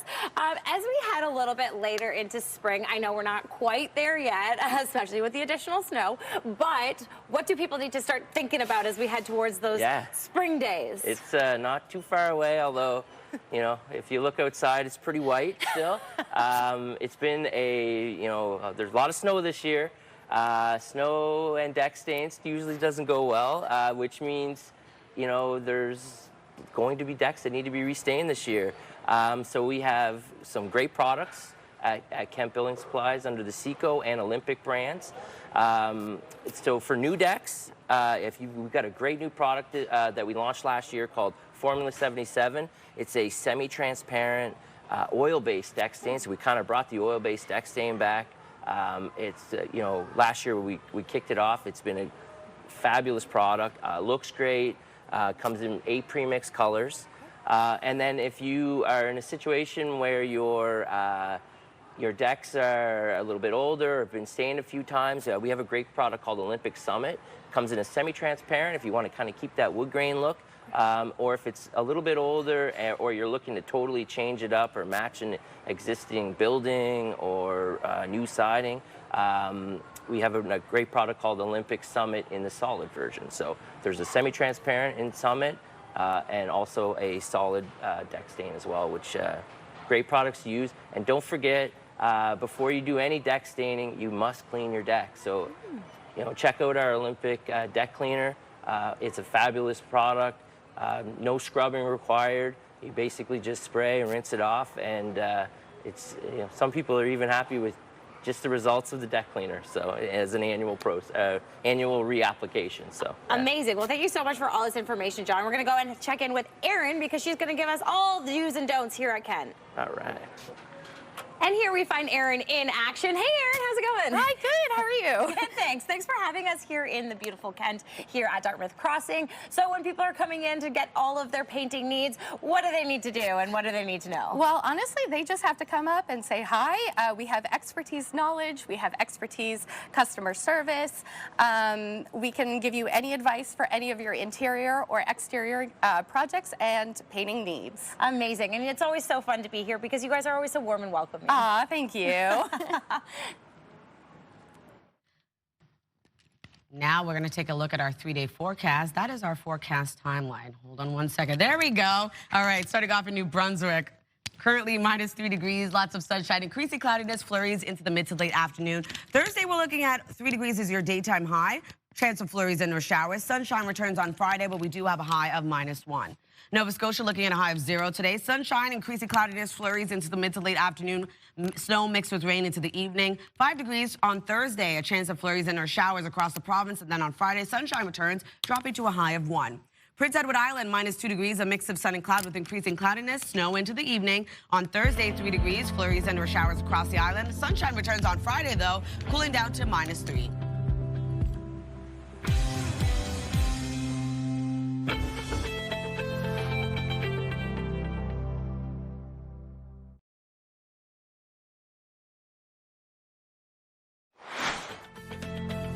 Still ahead this morning, winter travel essentials. Whether you're still looking for a deal or hoping to avoid an airplane cold, we've got you covered.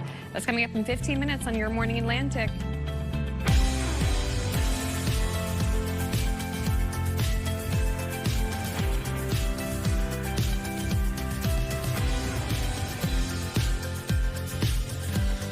Happy Wednesday and welcome back. The time now is 8:29, almost 8:30. I was going to say 8:30 right away, and then I was like, 8. Not quite yet. Not quite yet. I'm exhausted today. Why? Tell us all about that. Just life, I guess. I do have twin boys. I don't know. It's just, yeah, I can't stop yawning if you've heard me around the room every 5-10 minutes. Yeah, it might be a 3-coffee day for you today. Yeah. Little espresso shot in the coffee. Yeah. Woo. That kind of day. Woo. Do one of your Amanda woos. What's that? I said at least we've made it midweek. We made it midweek. Yeah, this is true. We made it through the storm. We have. Right? Can you do one of your woos for us, Amanda? Woo! There we go. See? Woo! I needed that. I do. Oh, yeah. Okay. Secret's out. I walk around the newsroom sometimes during commercial breaks when I'm tired, and I just do that to wake myself up. Yeah, it wakes us all up. We love it. We're heading to Peggy's Cove. What color dress is Peggy wearing today? But it's a white one. A bit of sunshine. Yeah, white definitely. Ooh, bright. Some brown. Yeah. Throw in the chairs. We got some blue and red over there. But like, yes, as you can see, we do have sunshine early this morning. Currently -7 degrees in your area. And then factor in that wind chill. Quite cold early this morning across the region. It is -16 degrees in Fredericton, and then -8 degrees in Charlottetown, -4 in Sydney, -1 starting off the day in St. John's, Newfoundland. Here's a look at that wind chill, what it's feeling like across Atlantic Canada. Now, temperatures will warm up a little bit later on, but for the most part, it's going to remain quite cold early in the morning. Still holding on to that blowing snow advisory over in Labrador until midday today. So here's a look at our satellite and radar. Still seeing some snowfall, light flurry activity for parts of Newfoundland and Labrador. For the maritime region, waking up to sunshine for all 3 maritime provinces, then increasing cloudiness into the afternoon before another low pressure system makes its way over, bringing flurries and light snow into the mid to late afternoon. In terms of the wind for the maritime region, going to remain light today. Nothing above 22 kilometers per hour right now in Grand Etang, 19 in Sydney with 17 in Canso, with no wind gusts to report at this time. We'll take one last look at your long-range forecast just ahead. First, one last look at your local news with Amanda. Thank you, Latavia. Starting today, Canadians arriving in the UK will have to pay and fill out some paperwork. An electronic travel authorization, or ETA, is now mandatory for visitors who don't need a visa to enter. This includes people from countries like Canada, the US, and the European Union. For more on this, we bring in CTV's Scott Hurst. Scott, tell us more about the new entry rules. Good morning, Amanda. It is a digital permission document and is needed for visitors from 85 nationalities, as you mentioned, including Canada. And the UK welcomed just shy of 1 million visitors to Canada in 2024. So this is a change that could impact a lot of Canadians looking to travel to the United Kingdom. The program actually launched in 2023, but the UK government in November of last year announced it would begin widely enforcing the travel requirement as of February, meaning no travel to the UK without advance permission. The government says the ETA, the electronic travel authorization, will help digitize the immigration system, provide a more seamless travel experience, pave the way for a contactless UK border in the future, and ultimately give authorities greater power and control over who's allowed in. So now enforcing the requirement will mean that everyone must have digital permission to enter the country, or else they could be turned away, including for visitors taking connecting flights and going through UK passport control. Now, applying for an ETA will cost about £16, or roughly about $30 Canadian, so it's not a huge cost, but you do have to go to the official UK ETA app in order to fill out the form and get the online permission, Amanda. Good to know for anyone crossing the pond, Scott. Canadians with dual citizenship risk being denied entry if they don't fly on their UK or Irish passports. So how might the new changes impact travel plans for them? So it's a bit different for Canadians with dual Irish or British citizenship. Canadians who do have that dual status, they're exempt from needing this specific travel document. But to enter the UK, dual citizens will need to either use the UK or Irish passport and have that with them, or apply for a certificate of entitlement, which will go with their second nationality passport, in this case, Canadian. So ultimately, dual citizens risk being denied entry to the UK if they're only traveling with their Canadian passport. So that's a little bit of advice that those specific travelers will need to know as part of this new electronic travel authorization requirement, Amanda. Good to know, especially before March break and even Easter coming up. Scott, thank you so much for the details this morning. Thanks, Amanda. CTV Scott Hurst reporting live for us from our national newsroom in Toronto. CTV News has obtained court documents that reveal details about 2 of 4 young hockey players facing sexual assault charges after police investigated a complaint about a hazing ritual last fall. The 2, whose identities are protected because of their ages, were formally charged Tuesday. Charges include 2 counts of sexual assault and 1 count of sexual assault with a weapon, which the documents describe as a mini hockey stick. The case involves alleged attacks on 3 victims in Colchester County back in October. Both accused were 14 at the time. They've since turned 15. They're scheduled to appear in youth court in Truro in April. Police in New Brunswick not saying much about efforts to catch an escaped inmate. Todd John Lewis escaped from the Southeast Regional Correctional Center on February 12th by jumping the fence and is still on the run. The 35-year-old is facing charges for allegedly having a restricted weapon despite being prohibited from possessing firearms for life. Police say Lewis should not be approached if spotted. Anyone who does see him should call 911 immediately. Finally, an unscheduled price adjustment means you'll pay more for diesel in both Nova Scotia and New Brunswick.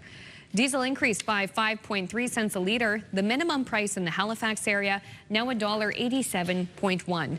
And in New Brunswick, diesel increased by 7.2 cents. The maximum price now $2.01.2 a litre. It's worth noting the price of gas did not change, and no changes in Prince Edward Island. Of course, we'll have the latest prices from the pumps again when prices are adjusted Thursday night into Friday morning. 201. Yeah, now about the $2 mark for diesel in New Brunswick. Yikes. Yowza. Yeah, and New Brunswick, they go by maximum price as well. That is something to keep in mind, but still not cheap. Let's cheer everybody up, shall we? Yeah. All right, okay, let's sure. I press down, you bring us up. Let's bring us up. As we mentioned earlier this week, a fun and successful AUS basketball champion is in the books for another year. Love this event. If you were there, you likely saw our video on the Jumbotron asking you to text us photos while enjoying the game. And a big thank you to everyone who did. So let's show some of those wonderful photos. Yeah. So this photo comes from a bunch of AUS fans who say they were cheering for UNB. Nice. Woo, looking good doing it too. Yeah. Okay, this basketball fan writes, watching AUS basketball finals away from home in Washington State. The birthday tradition, but away from home this year. Do it anyway. We love this for you. Okay, all smiles here. Here's Therese and Ben at the St. FX AUS tournament. Go X go. Amazing. Love that. Lindsay McKinnon says, here's UNB women's head coach Erin McCallinen. She came into the playoffs with 18 wins, 2 losses. Well, this little boy wanted her autograph. She's an Atlantic All-Star, and she's my big sister. Oh my gosh. Aww. Supportive little sister there. Now, this viewer writes, my buddy Isaiah cheering for Acadia basketball at the US playoffs. Love it. And Camden Peach from Berwick, Nova Scotia says, cheering for Acadia with cousins Gabe and Maria Davignon. Okay, I love the hat. That's incredible. So good. Warm, too, and great for sleeping on the plane. Well, we want to thank you to everyone who sent us photos. We really appreciate it. Oh, my gosh. AUS did not get to go there this year because I was on vacay. But next year, I'll be in the seats. Absolutely. It's so exciting. What a time. Yeah. All right, well, we're going to talk about events taking place now in our region with the community calendar. So in downtown Caraquet, you can celebrate the return of the traditional March break, providing the community with a week of family fun to encourage young generation to remain active. This is going to be various organized activities from February 27th to March 8th. Head over to the website to learn more. And in Charlottetown, Music PEI will host Battle of the Bands at the Guild. This will be Saturday, February 28th at 6 p.m. You can enjoy bands battling it out for the title. For tickets, head over to theguildpei.com. And the TerraVision horror film series continues and it returns tonight in Lower Sackville. They will be screening some of the best films of all time. So this time, they're taking to the screen with Night of the Living Dead. So this will take place, like I mentioned, at Cineplex Lower Sackville, February 25th at 7:30 p.m. Head over to the website for tickets.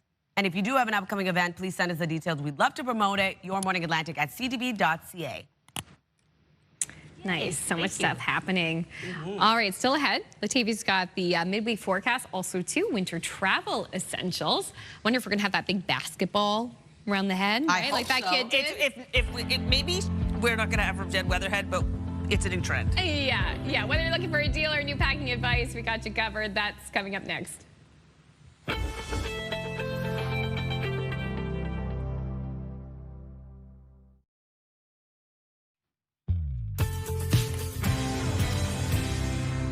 Welcome back. The time now is 8:42. We're taking a live look at a sunny start to the day over in Brookvale. Currently minus 10 degrees, though, so quite a chill in the air early this morning.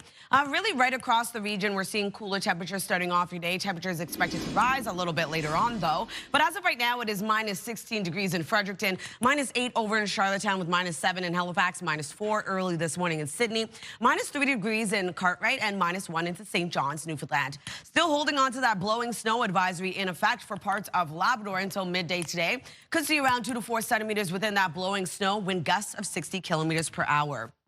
Here's a look at our forecast timeline. Still seeing some snow, light flurry activity for parts of Newfoundland and Labrador. For the Maritime region, all 3 maritime provinces waking up to sunshine and then increasing cloudiness into the afternoon. We do have another low pressure system headed our way. It's going to be bringing flurries and light snowfall back around into the mid to late afternoon. And then into the evening hours as this low pressure system continues to spread across all 3 maritime provinces. We do have rain mixed with snow for parts of Nova Scotia and parts of southern New Brunswick. That will take us into early tomorrow morning. We're seeing a chance of flurries and or showers remain in the forecast. If you're wondering about snowfall totals, looking at around 1 to 5 centimeters for parts of all 3 maritime provinces for the most part. We are going to see 1 to 5 centimeters as well for Newfoundland and Labrador. In terms of our rainfall, at around 2 to 5 millimeters for additional precipitation for Nova Scotia.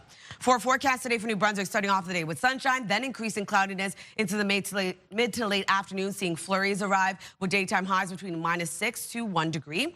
And then for Prince Edward Island, highs between minus 3 to minus 2. Lots of sunshine throughout your day today, increasing cloudiness into the afternoon. Snow arrives into the evening. And then for Cape Breton, eastern Nova Scotia, a mix of sun and cloud, increasing cloudiness for you as well into the afternoon, and then flurries arrive. Transitions over to snow into the evening with highs between minus 3 to plus 1. For the rest of Nova Scotia, daytime highs 0 to 2 degrees, lots of sunshine, then increasing cloudiness, some light snowfall into the mid to late afternoon. Transitions over to rain mixed with snow into the evening. Labrador City looking at light snowfall throughout your day with a high of -8. 1 degrees for St. John's, Newfoundland, also going to see flurries. Thursday's forecast, the warmest day of the work week for all 3 maritime provinces, looking at a chance of showers and/or flurries, mixed precipitation yet again for parts of Newfoundland. And then for Labrador, looking at some light snowfall. Thursday night, we see that system clear out of the maritime region, still remains for parts of Newfoundland and then Labrador. And then into Friday's forecast, temperatures cool back down, but sunshine remains in the forecast for all 3 maritime provinces as we head into the colder weekend ahead. Crystal. Thank you so much, Latavia. It is now 8:45. Now, we know a lot of our viewers head to warmer places this time of year and to get a little break from the snow and chilly temperatures. But before you book that flight, our partner and travel contributor, Jennifer Weatherhead Harrington, is here with some winter travel essentials. Good morning, Jen. Well, good morning. So nice to chat with you. We love to dream, and many of us actually are planning a trip south. So before we get into it, have you a suggestion to help us get a deal on a trip?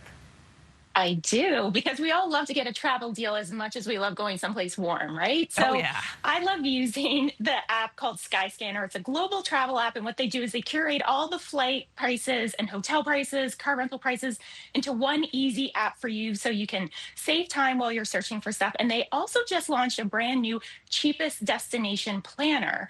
So this highlights cheap destinations in every month of the year and on specific days during that month. So you know that you're getting the best deals possible. Can also inspire you. Maybe you're going to go someplace that you hadn't thought of going to before based off of looking at this. You can do a last minute trip.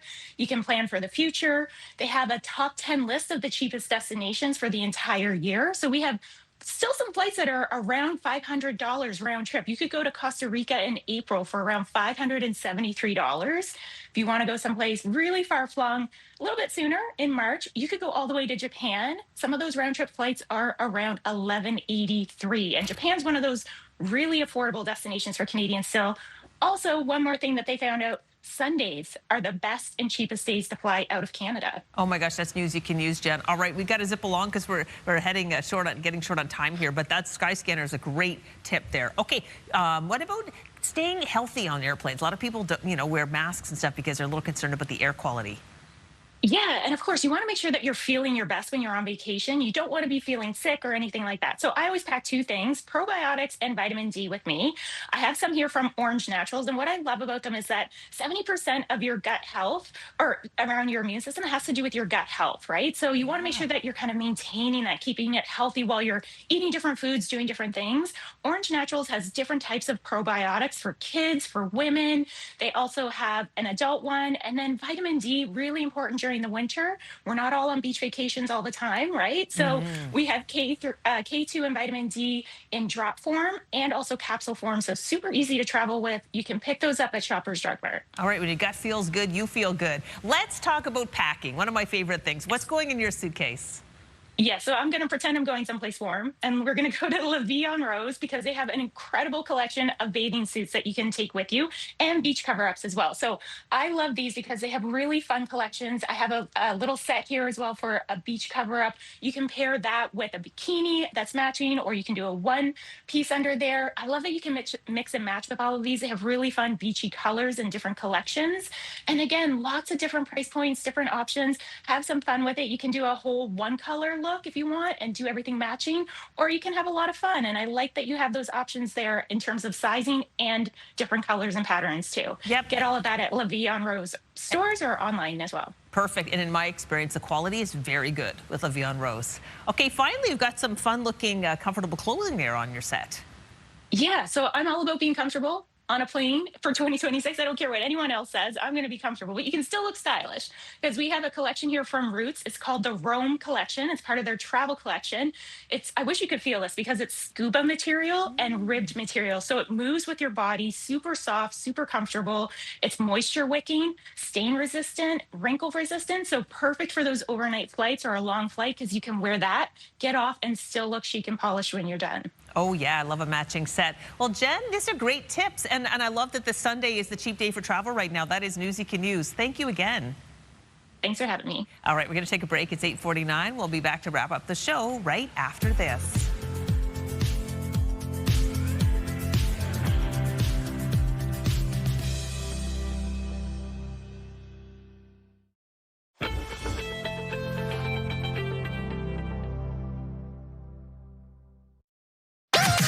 The #1 morning show in Halifax. Turk, Megan, and Amateur Alex. And home to the biggest artists. Halifax's #1 hit music station. 101.3 Virgin Radio.